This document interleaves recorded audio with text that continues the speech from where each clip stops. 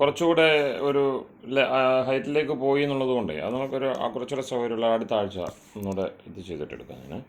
അതിൻ്റെ ഒരു നമ്മുടെ ചർച്ച ഒരു പകുതിയല്ലേ എത്തിയുള്ളൂ കഴിഞ്ഞ പ്രാവശ്യം. അത് അടുത്ത ഘട്ടത്തിൽ കുറച്ചുകൂടെ വിശദമായിട്ട് ഇപ്പോഴത്തെ മനസ്സ് അതിന് അനുകൂലമല്ലാത്തതുകൊണ്ട് പിന്നെ മൂന്തൻ മാഷ് ശ്രമിക്കുമല്ലോ. അല്ല നമ്മൾ അത് പകുതിയാക്കി വെച്ചിരിക്കുന്നു എന്നതുകൊണ്ട്. എനിക്ക് മനസ്സിലായി. നമുക്ക് പിന്നീടാവോ, അടുത്ത ആഴ്ചയാവോ. ശരി. ഇടയ്ക്ക് കുറേ ചോദ്യങ്ങൾ വന്നിരുന്നു. മൂർത്തി സാറ് ചോദിച്ചതുണ്ട്, അല്ലാതെ വ്യക്തിപരമായിട്ട് വന്നതുണ്ട്. നമ്മുടെ ഒക്കെ അനുബന്ധ വിഷയങ്ങൾ തന്നെയാണ്. അതിൽ മൂർത്തി സാറിൻ്റെ കുറച്ച് ഗൗരവമുള്ള വിഷയം, അതുപോലെ തന്നെ വ്യക്തിപരമായിട്ട് വന്നത് ഈശ്വരൻ്റെ വേദത്തിൽ ഈശ്വരനുണ്ടോ?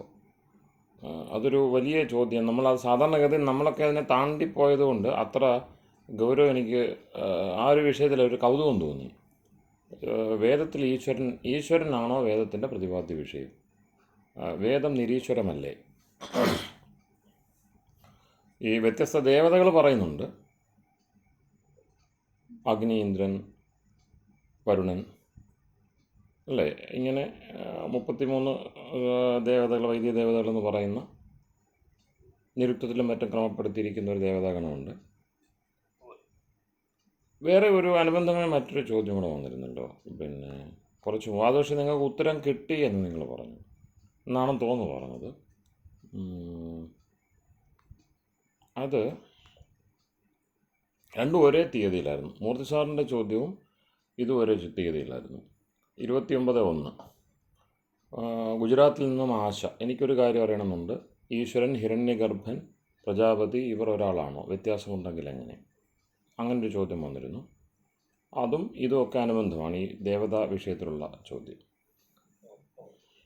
അപ്പം 33 ദേവതകൾ, പിന്നെ അത് 33 കോടി, ഇങ്ങനെ പല സംഖ്യകളുണ്ടല്ലോ.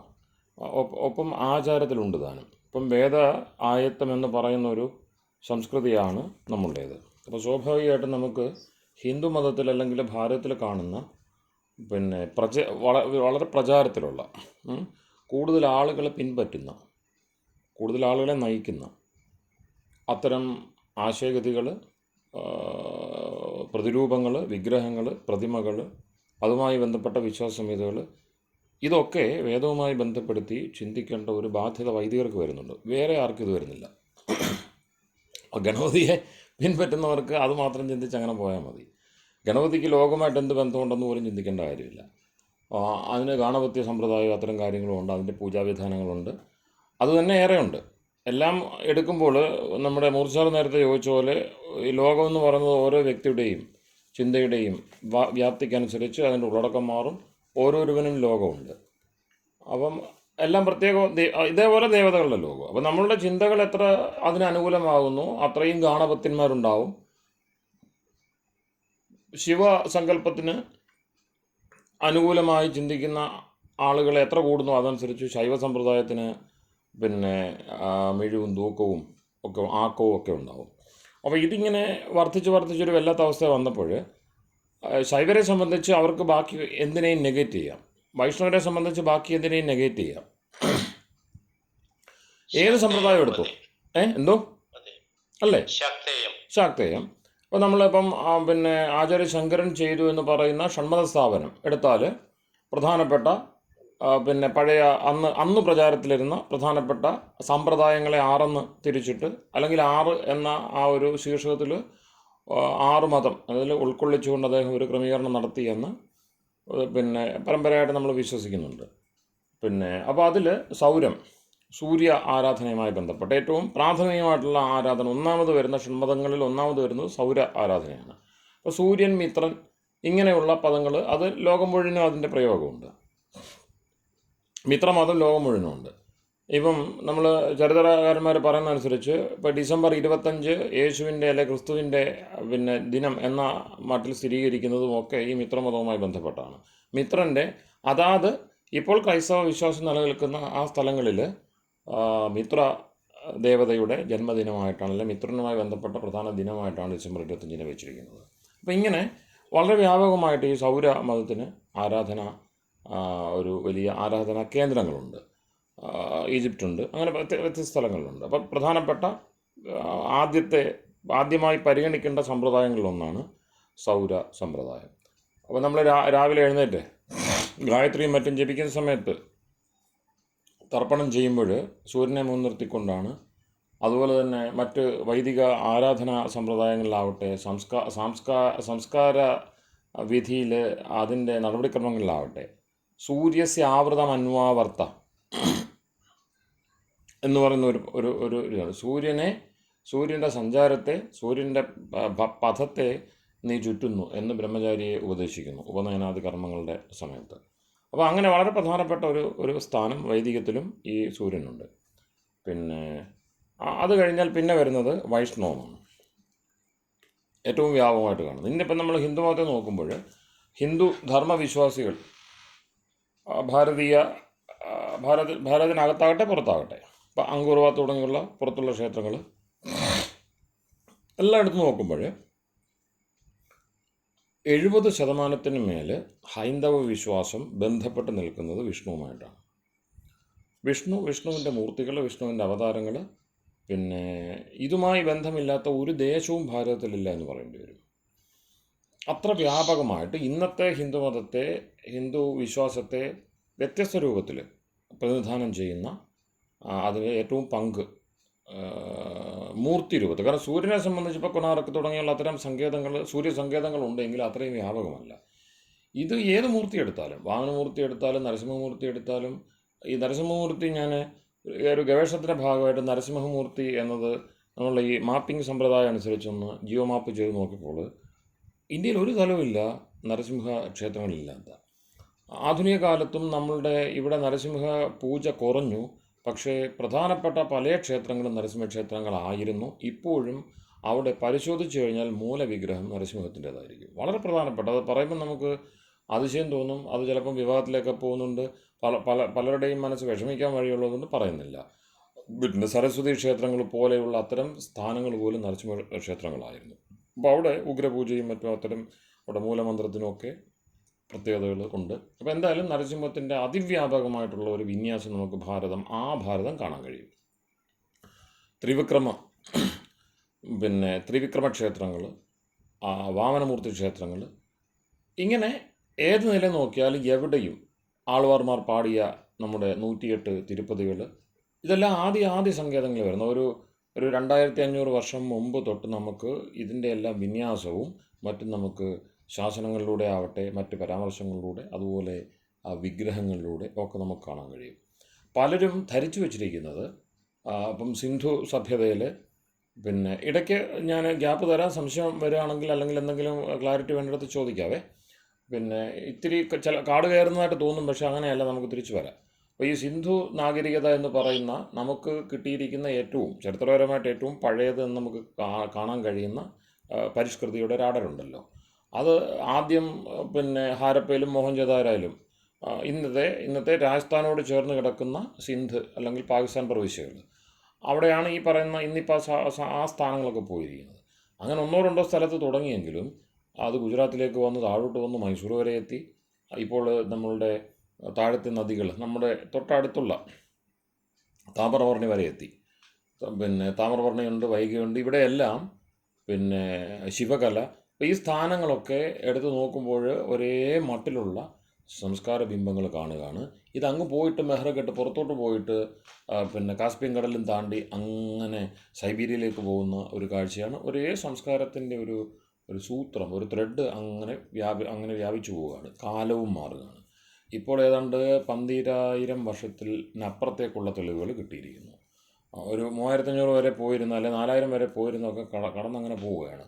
അപ്പോൾ അത്രയും വ്യാപകമായിട്ട് ഈ സംഗതികൾ കിടക്കുകയാണ്. ഇപ്പോൾ ഇവിടെ ഒരു 2500 വർഷം മുമ്പ് തൊട്ടുള്ള നമ്മളുടെ പലതരത്തിലുള്ള ഈ പിന്നെ രേഖകൾ വൈഷ്ണവത്തിനുണ്ട് എങ്കിലും അവിടെ പാശുപതം എന്നൊരു സമ്പ്രദായം വെച്ചിട്ട് ഈ ഒരു യോഗി പോസ്റ്റർ നിങ്ങൾ കണ്ടിട്ടുണ്ടാവുമല്ലോ. നമ്മൾ ഇപ്പം സൈന്ധവ നാഗരികതയെ പറ്റി പറയുമ്പോൾ ഒരു യോഗി, അപ്പോൾ അത് ആദിയോഗി ശിവനാണ്. ഇന്നും നമ്മളുടെ ഈശ ഫൗണ്ടേഷൻ മറ്റും മുന്നോട്ട് വെക്കുന്ന ആദിയോഗി എന്ന് പറഞ്ഞൊരു സമ്പ്രദായം ചണ്ടാള ബാബ എന്ന് പറഞ്ഞ അടുത്ത ദിവസം ഒരു നമ്മളുടെ ഗ്രൂപ്പിലൊക്കെ പോസ്റ്റർ കണ്ടു. ഇതെല്ലാം സൂചിപ്പിക്കുന്നത് ശിവൻ എന്ന് പറയുന്ന ഒരു ആദി ആരാധന ദിവ്യമൂർത്തി ഉണ്ടായിരുന്നു. അതാണ് ഏറ്റവും അടിസ്ഥാനമായ ഭാരതത്തിൻ്റെ അല്ലെങ്കിൽ സനാതനധർമ്മത്തിൻ്റെ ആദി ദൈവിക ബിംബം എന്നൊരു ധാരണ എങ്ങനെയൊക്കെയോ ആരൊക്കെയോ വഴി അത് പ്രചാരത്തിലുണ്ട്. അതിനെ സപ്പോർട്ട് ചെയ്യുന്നവർ ഏറെയുണ്ട്. ഞാനതിൻ്റെ വിശദാംശങ്ങളിലൊക്കെ പോകുന്നില്ല. പക്ഷേ സൂക്ഷ്മമായി പരിശോധിക്കുമ്പോൾ ഈ യോഗി പോസ്റ്റർ ഉൾപ്പെടെയുള്ള ഏതെടുത്ത് നോക്കിയാലും ഇന്ന് നമ്മൾ കാണുന്ന ശൈവ വിശ്വാസത്തോടൊന്നും അതിന് ബന്ധമില്ല. ഈ ഫാലിക് വർഷിപ്പ് എന്ന് പറയുന്ന ലിംഗ ആരാധന ഇതെല്ലാം ഒരു 2-ാം നൂറ്റാണ്ടിനപ്പുറത്തേക്ക്, അതായത് ഇതിൻ്റെയൊക്കെ ഒരു 1800 വർഷം മുമ്പത്തേക്ക് പോകുന്നില്ല എന്ന് മാത്രമല്ല അതിൻ്റെ സങ്കേതങ്ങൾ ചുരുങ്ങും. അതാകെപ്പാടെ നമുക്ക് കിട്ടിയിരിക്കുന്നത് കാശ്മീരിൽ നിന്ന് പിന്നെ നേരെ തമിഴ്നാട്ടിലേക്ക് വരേണ്ടി വരും. ഇതിനിടയ്ക്ക് 1-2 ചെറിയ തുരുത്തുകളുണ്ട്. പിന്നെ അതൊക്കെയും അവിടെയൊക്കെയും ജൈന ബൗദ്ധ ശൈവ സങ്കേതങ്ങളെല്ലാം ഒരുമിച്ച് കാണാം. അപ്പോൾ അന്യമതങ്ങളോടൊപ്പം പരിഗണിക്കപ്പെട്ട ഒരു സംവിധാനമായിട്ടാണ് നമുക്ക് അന്യമതങ്ങളോട്, അതായത് സനാതനധർമ്മ പദ്ധതിയിലുള്ള സംവിധാനങ്ങൾക്ക് അപ്പുറത്തേക്ക് പ്രത്യേക സമ്പ്രദായങ്ങളായിട്ട് വ്യക്തികളുടെ പേരിൽ രൂപപ്പെട്ട സമ്പ്രദായങ്ങൾ, ബുദ്ധൻ എന്ന് പറയുന്ന വ്യക്തി, പിന്നെ ജിനൻ എന്ന് പറയുന്ന വ്യക്തി, ഇങ്ങനെ വ്യക്തികളുടെ പേരിൽ രൂപപ്പെട്ട സമ്പ്രദായങ്ങളെ അതിനെ വേറൊരു തരത്തിലാണ് കണ്ടിരുന്നത്. നമ്മുടെ പ്രാചീന സഭ്യതയിൽ അല്ലെങ്കിൽ രാജാക്കന്മാരുടെ വ്യവസ്ഥകളിൽ ആ കൂട്ടത്തിലാണ് ശിവൻ്റെ സമ്പ്രദായത്തെയും പെടുത്തി കാണുന്നത്. അല്ലാതെ അതിന് സനാതനധർമ്മത്തിൻ്റെ ഏറ്റവും ആദ്യത്തെ അടര്, ഏറ്റവും വ്യാപകമായ അടര് എന്നുള്ളൊരു നില ഇന്ന് നമുക്ക് അവിടെ ഇവിടെ പ്രചാരത്തിൽ കാണും. ഇന്നിപ്പം നെറ്റിൽ ഏറ്റവും കൂടുതൽ പ്രചരിക്കുന്ന ദേവതകളിൽ ഒരാൾ ശിവനാണ്. പക്ഷേ നാട്ടിൽ ഏറ്റവും കൂടുതലുള്ള ദേവത, ഏറ്റവും അടിസ്ഥാന വർഗ്ഗങ്ങളിൽ എത്തിയിരിക്കുന്ന ദേവത, ആളുകളുടെ തെറ്റിദ്ധാരണയാണ് ശിവനുണ്ട്. ശിവൻ അടുത്ത കാലത്ത് ഉയർന്നു വന്നൊരു ബിംബമാണ്. ചരിത്രമായിട്ട് നോക്കുമ്പോൾ അത്രയും ആഴം അതിനില്ല. അടുത്ത കാലത്ത് പല പല പ്രചാരവൃത്തികളിലൂടെ അത് ഏറ്റവും അടിസ്ഥാന ദേവതാ സങ്കല്പമായിട്ട് കൊണ്ടുവരികയാണ് ചെയ്യുന്നത്. മറിച്ച് വിഷ്ണുവിൻ്റെ രൂപങ്ങൾ, കൃഷ്ണൻ തുടങ്ങിയുള്ള അതിൻ്റെ ഈ പിന്നെ പ്രായോഗിക ബിംബങ്ങൾ, അതിൻ്റെയൊക്കെ ഒരു ആഴവും പരപ്പും, അതിൻ്റെ സാഹിത്യ സഞ്ചയം അതൊന്നും ഈ പറഞ്ഞ ശൈവ സാഹിത്യത്തിലില്ല. മാത്രമല്ല അതെല്ലാം പുതിയ അടരുകളാണ്. ഒരു 1500 വർഷത്തിനപ്പുറത്തേക്ക് നമുക്ക് ഈ സാഹിത്യത്തെ കാണാൻ കഴിയില്ല. പാളമാർമാർ പ്രവർത്തിക്കുന്ന സമയത്ത് നായനാർമാരില്ല. നായനാർമാർ അതിന് ശേഷം വരുന്നതാണ്. ഇവർക്കൊക്കെ പ്രാചീനത എക്സ്ട്രാ കൽപ്പിക്കുക. ഇപ്പം പിന്നെ തമിഴ് സംഘകാല സാഹിത്യം പിന്നെ കൃതികളെയൊക്കെ മുൻനിർത്തിക്കൊണ്ട് പറയും തമിഴാണ് ലോകത്തിലെ ഏറ്റവും പ്രാചീനമായ ഭാഷ. ഇപ്പം നിങ്ങൾ നെറ്റിൽ അടിച്ചു നോക്കിക്കഴിഞ്ഞാൽ, ഇൻ്റർനെറ്റിലും മറ്റും സെർച്ച് ചെയ്ത് നോക്കിക്കഴിഞ്ഞാൽ ഓൾഡസ്റ്റ് ലാംഗ്വേജ് തമിഴ്. അപ്പം നമ്മൾ വിചാരിക്കുന്നത് ശരിയാണെന്ന്, ഇതിനെന്തെങ്കിലും ബേസ് ഉണ്ടെന്ന്. അതിലേത് ലേഖനം എടുത്ത് നോക്കിയാലും ഒരു ബേസ് ഉണ്ടാകത്തില്ല, പ്രഖ്യാപനം മാത്രമേ ഉള്ളൂ. എന്ന് പറയുന്ന പോലെ ഇതാണ് പഴയത്. ആദിവാസികൾ, ഈ ആദിമനിവാസികൾ, കാട്ടിൽ കഴിയുന്ന ആളുകളൊക്കെയും പഴയതാണ് എന്ന് വിശ്വസിക്കുന്നതൊരു മൗഢ്യമാണ്. കാട്ടിൽ കഴിയാൻ പല നിമിത്തങ്ങളുണ്ട്. പഴയ ആളുകൾ തന്നെ ആവണമെന്ന് യാതൊരു നിർബന്ധമില്ല. എന്ന് മാത്രമല്ല മിക്കവാറും അവരുടെ രീതികൾ നോക്കുമ്പം പഴയ ആളുകൾ താമസിച്ചിരുന്ന സ്ഥലങ്ങളിൽ അവർ കയ്യേറിയതായിട്ടാണ് കാണാൻ കഴിയുന്നത്. കാരണം നാട്ടിൽ നിന്ന് പല കാരണങ്ങളെ കൊണ്ട് യുദ്ധകാല സാഹചര്യങ്ങളിൽ അടുത്ത കാലത്ത് പോലും മലഞ്ചെരുവുകളിലേക്ക്, ഉൾക്കാടുകളിലേക്ക് നാട്ടിലെ ആളുകൾ കടന്നു കയറി ആവാസമുറപ്പിച്ച് ഇഷ്ടംപോലെ പിന്നെ ചരിത്ര സാഹചര്യങ്ങളുണ്ട്. മുഗൾ കാലഘട്ടങ്ങളിലെ രജപുത്രന്മാർ വൻതോതിൽ ഹിമാലയത്തിലും ഹിമാചൽ പ്രദേശിലും ഉത്തരാഖണ്ഡിലും ഒക്കെ കുടിയേറിയിട്ടുണ്ട്. അവിടെ എല്ലാം കാടുകൾ, ഗഡ്വാളി എന്നൊക്കെ പറയുന്ന ആളുകൾ. എനിക്ക് അത്ഭുതം തോന്നിയെന്ന് വെച്ചാൽ, ഞാൻ ഈ വെറുതെ പറയുന്നതല്ല, അവിടുത്തെ മൂപ്പന്മാരുമായിട്ട് ആ ഗഡ്വാൾ എന്ന് പറയുന്ന സ്ഥലത്ത് പോയി സംസാരിച്ചിട്ടുണ്ട്. അപ്പോൾ യാദൃശ്യമായിട്ട് യാത്രയിൽ പോയതാണ്. പക്ഷേ എനിക്കുണ്ടായ കൗതുകം എന്ന് വെച്ചാൽ, ഇത്രയും ശുദ്ധമായ സംസ്കൃതബദ്ധമായ ഹിന്ദി, അവർ ഹിന്ദിയാണ് പറയുന്നത്, അതായത് പ്രാകൃതമാണ് പറയുന്നത്. പക്ഷേ അത് ഞങ്ങൾ ഗുരുകുലത്തിലും മറ്റും ഈ സംസ്കൃതം കൂടുതൽ പ്രയോഗിക്കുന്ന കൂട്ടത്തിൽ നമ്മൾ സ്വാഭാവികമായിട്ടും, ഇപ്പം നമ്മൾ ഏത് ഭാഷയാണോ നമ്മളിപ്പം ഇംഗ്ലീഷ് കൈകാര്യം ചെയ്യുന്നവർ മലയാളം പറയുമ്പോൾ സ്വാഭാവികമായിട്ടും അതിനകത്ത് ഇംഗ്ലീഷ് പദങ്ങൾ കൂടും. അപ്പം അതിനകത്ത് നമുക്ക് ഉച്ചാരണം കൊണ്ട് തന്നെ അറിയാം, ഇത് മലയാളമാണെങ്കിൽ ഇതിൻ്റെ ആ ആൾ കൂടുതൽ ഉപയോഗിക്കുന്നത് ഇംഗ്ലീഷാണ്, അല്ലെങ്കിൽ അവർക്ക് കൂടുതൽ പിന്നെ അവർ കൂടുതൽ വ്യാപരിക്കുന്ന ഭാഷ ഇംഗ്ലീഷാണ്, ആ സാഹിത്യമാണെന്ന് നമുക്ക് മനസ്സിലാവും. അതുപോലെ ഹിന്ദി മേഖലയാണെങ്കിൽ പോലും സംസ്കൃതത്തിൻ്റെ പിന്നെ ഒരു അവിടുത്തെ സംസ്കൃത ഭൂയിഷ്ടമായ ഹിന്ദിയാണ്. അഥവാ ഇന്ന് രാഷ്ട്രഭാഷ എന്ന് പറഞ്ഞാൽ ദേവനാഗരിക്ക് പ്രാമുഖ്യമുള്ള, ദേവനാഗരിക്ക് ലിപി ഉൾപ്പെടെയുള്ള കാര്യങ്ങൾക്കെല്ലാം പ്രാമുഖ്യമുള്ള, പിന്നെ ഭരണഘടനയിലും അങ്ങനെയാണ്. രാഷ്ട്രഭാഷയായ ഹിന്ദിയെപ്പറ്റി പറയുമ്പോൾ ദേവനാഗരി ലിപിയും സംസ്കൃത ഭൂയിഷ്ടമായിട്ടുള്ള ഒരു ഭാഷയാണ് നമ്മൾ രാഷ്ട്രഭാഷയായിട്ട് കാണുന്നത്. അപ്പോൾ അത് സത്യത്തിലുള്ളത് ഉത്തർപ്രദേശിലോ രാജസ്ഥാനിലോ അല്ല, മറിച്ച് ഈ ഗഡ്വാളിലാണ്, പിന്നെ ഹിമാചലിലാണ്. ഹിമാചൽ പ്രദേശ് ഉത്തരാഖണ്ഡിലാണ്. ഉത്തരാഖണ്ഡിൽ ഇപ്പോൾ അതിൻ്റെ ഒഫീഷ്യൽ ലാംഗ്വേജ് സംസ്കൃതമാകുന്നതിന് കാരണം അവിടെ ആരും കെട്ടിയേപ്പിച്ചതല്ല, സംസ്കൃതം അവർക്കൊരു ബുദ്ധിമുട്ടുമില്ല അവിടുത്തെ സാധാരണ മനുഷ്യർക്ക്. അത് ഞാൻ ഊഹിക്കുന്നത് ഏറ്റവും ഗംഭീരന്മാരായിട്ടുള്ള ഒരു ഒരു ഗംഭീരമായ ജീവിതം നയിച്ചവരാണ് ഈ ക്ഷത്രിയ വർഗ്ഗം, അവിടുത്തെ ജാട്ട് ഭീൽ എന്നൊക്കെ പറയുന്നത്. അവരൊക്കെ പലപ്പോഴും ആദിവാസികളായിട്ട് തരം താഴ്ത്തപ്പെട്ടു, പല കുഴാമറിച്ചില്ല. പക്ഷേ അവരുടെ വ്യവഹാരമോ അവരുടെ ആചാര രീതിയുള്ള ഭാഷയൊന്നും പോയിട്ടില്ല. അതിന് അല്പമൊക്കെ ലോകം വന്നുവെങ്കിലും എപ്പം വേണമെങ്കിലും അത് പൊടി തട്ടിയെടുക്കാവുന്ന രീതിയിൽ അവിടെ കിടക്കണം. അപ്പോൾ അവർ ആദിവാസികളാണ് എന്ന് പറഞ്ഞ് നമ്മൾ അവരെ അങ്ങനെ സമീപിച്ചിട്ട് കാര്യമില്ല. അപ്പോൾ മലയിൽ കാട്ടിൽ താമസിക്കുന്നവരൊക്കെ ആദിവാസികളാണ് എന്ന് പറയുന്നത് പോലെ ഇത്തരം ചില ദേവതകളെ സംബന്ധിച്ച് ഒരുപാട് തെറ്റിദ്ധാരണകൾ നമുക്കുണ്ട്. അത് പഴയതല്ല, അത് പുതിയതാണ് എന്നത് അതിശയകരമായി തിരിച്ചറിയേണ്ട ഒരു നഗ്ന സത്യമാണ്. അപ്പം എൻ്റെയൊക്കെ മനസ്സിൽ ശിവൻ വളരെ പഴയ ആളും വിഷ്ണു പുതിയ ആളും കെട്ടിയെടുത്ത ആളും എന്നൊരു സംഗതിയായിരുന്നു മനസ്സിലുണ്ടായിരുന്നത്. പക്ഷേ ചരിത്രവും നമ്മളുടെ ജനതാ ജീവിതവും ശ്രദ്ധിച്ച് അതിലൂടെ സഞ്ചരിക്കുമ്പോൾ മനസ്സിലാകും തിരിച്ചാണ് കഥ. അപ്പോൾ രണ്ടാമത്തേത് വൈഷ്ണവം, മൂന്നാമത്തേത് സ്വാഭാവികമായിട്ടും ഇത് 6-ാം നൂറ്റാണ്ടിന് ശേഷം മാത്രമാണ്. ശങ്കരാചാര്യരുടെ കാലം നമ്മൾ എത്രയൊക്കെ പുറകോട്ട് കൊണ്ടുപോയാലും 6-ാം നൂറ്റാണ്ടിന് അപ്പുറത്തേക്ക് പോവില്ല. ഈ നിലവിൽ ഇപ്പം നമ്മൾ ഗ്രന്ഥങ്ങളിലൂടെ അംഗീകരിക്കുന്ന ഒരു ആചാര്യൻ്റെ കാര്യമാണ് പറയുന്നത്. മഠങ്ങളിൽ അവർ പറയും 2500 വർഷം മുമ്പ് ബുദ്ധനുമൊക്കെ മുമ്പാണ് ശങ്കരാചാര്യൻ എന്ന് പറയുന്ന ശൃംഗേരി മഠത്തിൻ്റെയും മറ്റും പരമ്പരകളിലെ കണക്കുകളുണ്ട്. പക്ഷേ അത് നമുക്ക് സ്ഥിരീകരിക്കാനാവില്ല. കാരണം അദ്ദേഹം രചിച്ചിരിക്കുന്ന ഗ്രന്ഥങ്ങൾ അതിന് പിൽക്കാലത്ത് അദ്ദേഹത്തിൻ്റെ ശിഷ്യന്മാരല്ലെങ്കിൽ അടുത്ത തലമുറയിൽ ഉണ്ടായിരിക്കുന്ന പ്രകരണ ഗ്രന്ഥങ്ങൾ, വ്യാഖ്യാനങ്ങൾ, ഇതൊക്കെ പരിശോധിക്കുമ്പോൾ അതിനുള്ളൊരു കാലബദ്ധതയുണ്ട്. അത് പരമാവധി നമ്മളെ നയിക്കുന്ന 7-ാം നൂറ്റാണ്ടിലേക്കാണ്. അപ്പോൾ അതായത് 1300 വർഷത്തിനടുത്താണ് അദ്ദേഹം ജീവിച്ചിരുന്നത്. ഇന്നേക്ക് 1300 വർഷം. ആ കാലത്ത് ഈ 6 മതത്തെ ക്രമീകരിക്കേണ്ട ഒരു അവസ്ഥ വന്നുവെങ്കിൽ അതിന് മുമ്പില്ല. ഈ ക്രമീകരണം എപ്പോഴാണ് വരുന്നത്? ഇത് വലുതായി ഡിസ്റ്റിങ്ഷൻസ്, ഭേദങ്ങൾ കണ്ടമാനമായി കഴിയുമ്പോഴാണ് ക്രമീകരണം ആവശ്യമായിട്ട് വരുന്നത്. അപ്പോൾ ഷൺമത സ്ഥാപനം എന്ന് വെച്ചാൽ പണ്ടുപുരാതന കാലം മുതലേ ഉള്ള ഈ 6 മതങ്ങളെ അദ്ദേഹത്തിന് ക്രമീകരിക്കേണ്ടതില്ല. അതായത് ഹൈന്ദവ ധർമ്മത്തിൻ്റെ അല്ലെങ്കിൽ സനാതനധർമ്മത്തിൻ്റെ അടിസ്ഥാന ധാരകൾ എന്ന നിലയിൽ ഈ 6 മതങ്ങളും എന്നേക്കുമായി ഉണ്ടായിരുന്നുവെങ്കിൽ ഒരു ആചാര്യശങ്കരൻ വന്നിട്ട് അത് ക്രമീകരിക്കാൻ അദ്ദേഹത്തിന് കഴിയില്ല, അപ്രസക്തമാണത്. അപ്പോൾ ഒരു കാരണവശാലും അത് പണ്ടുണ്ടായിരുന്നതല്ല. ധാരകൾ പുതിയതായിട്ട് വന്നപ്പോൾ വീണ്ടും സമ്പ്രദായങ്ങൾ പെരുകിയപ്പോൾ അത് ആധുനിക കാലത്തിൻ്റെ ഒരു മധ്യകാലത്തിൻ്റെ ഒരു രീതിയാണ്. തുടർച്ചയായ പാരമ്പര്യങ്ങൾ നഷ്ടപ്പെട്ടു കഴിഞ്ഞപ്പോൾ അപ്പോൾ ഇവിടെ ദയാനന്ദ സരസ്വതി വളരെ കൃത്യമായിട്ട് ഈ ഒരു എന്താ പറയുക, ഇരുണ്ട യുഗം എങ്ങനെ ഉണ്ടായി എല്ലായിടത്തും ഉണ്ട്. ഇത് ചരിത്രം പഠിക്കുന്നവർക്കറിയാം. ഇരുളടഞ്ഞ ഏട് എന്ന് പറയും, അല്ല ഇരുണ്ട യുഗം, ഡാർക്ക് ഏജ് എന്ന് പറയും. എല്ലായിടത്തും ഉണ്ട്. ഒരേ കാലത്താണ് ഈ ലോകം മുഴുവൻ സംസ്കാരം വ്യാപിക്കുന്നത് ഏതാണ്ട് ഒരു കാലത്താണ്. അതുപോലെ ഇരുട്ട് വ്യാപിക്കുന്നത് ഒരു കാലത്താണ്. അത് നമുക്ക് ചരിത്ര പഠിതാക്കൾക്കുള്ള മറ്റൊരു അത്ഭുതമാണ്, ആശ്ചര്യമാണ്. അപ്പോൾ ഹിസ്റ്ററിയില് അവർ ഇരുണ്ട കാലഘട്ടം എന്ന് പറയുന്നത് റോമൻ സാമ്രാജ്യത്തിന് പകരാൻ തുടങ്ങി. പക്ഷെ നമ്മൾ പറയുന്നത് ഭാരത യുദ്ധം കഴിഞ്ഞതിന് ശേഷം ഉള്ള കുറച്ച് കാലഘട്ടമാണ്. അത് രണ്ടും എങ്ങനെയാണ് താരതമ്യപ്പെടുത്തേണ്ടത്? അത് കുറച്ചുകൂടെ ഒരു മെറ്റാ ഹിസ്റ്ററിയിലാണ് പറയുന്നത്. അത് സത്യമാണ്. അത് നല്ല നിരീക്ഷണമാണ്. 5000 വർഷം മുമ്പ് എന്ന് പറയുമ്പോൾ ഇവർ ഈ ആധുനികത, മുന്നോട്ടുള്ള കുതിപ്പ്, മനുഷ്യൻ്റെ പുരോഗമനം, മനുഷ്യൻ ഗുഹാചിത്രങ്ങളൊക്കെ വരച്ച് നടന്ന കാടൻ മനുഷ്യനെ എഴുതാൻ പഠിച്ചു, കൃഷി പഠിച്ചു, ജീവിച്ചു.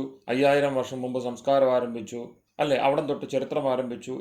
എഴുത്തിൻ്റെ ചരിത്രം മുതൽ മനുഷ്യൻ്റെ ചരിത്രം ആരംഭിക്കുന്നു. അങ്ങനെ രേഖപ്പെടുത്തപ്പെട്ട ചരിത്രം എന്നൊക്കെ പറഞ്ഞ് അവർ കൊട്ടിഘോഷിക്കുന്ന സംഗതികൾ ഒന്നിൻ മഷിപ്പോൾ പറഞ്ഞ പോലെ നമ്മളെ സംബന്ധിച്ച് തല കഴുക്കനാമ്പാടായിട്ട് മനുഷ്യനവിടെ കൂപ്പുകുത്തി ഒരു മഹായുദ്ധത്തിന് ശേഷമുള്ള നഷ്ടത്തിൻ്റെ കഥയും ചിത്രവുമാണ് നമുക്ക് കാണാൻ കഴിയുന്നത് ഭാരത ചരിത്രത്തിൽ, അല്ലേ? അതാണ് നല്ല വിഷയം. അത് നമ്മളുടെ മെറ്റാ ഹിസ്റ്ററി. കാരണം യുഗങ്ങളെ കണ്ടുകൊണ്ടാണ് നമ്മളുടെ ആ പറഞ്ഞ ക്രിയകളെല്ലാം കിടക്കുന്നത്. ഞാനീ പറഞ്ഞത് സത്യത്തിൽ ഈ പറഞ്ഞ തത്കാലത്തെ ഒരു 5000 വർഷത്തെ കഥ മാത്രമാണ്. അതിനെ മറ്റൊന്നിനോട് നമുക്ക് ലിങ്ക് ചെയ്യാൻ പറ്റത്തില്ല.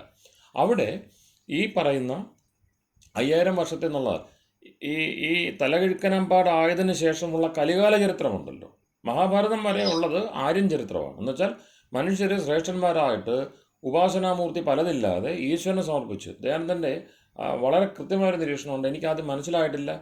ആദ്യകാലത്ത് വായിച്ചപ്പോൾ ഞാൻ രാജിയായിട്ടുമില്ല. ദേവദാനവ മനുഷ്യർക്കെല്ലാം പരമാത്മാവായിരുന്നു ആരാധ്യൻ.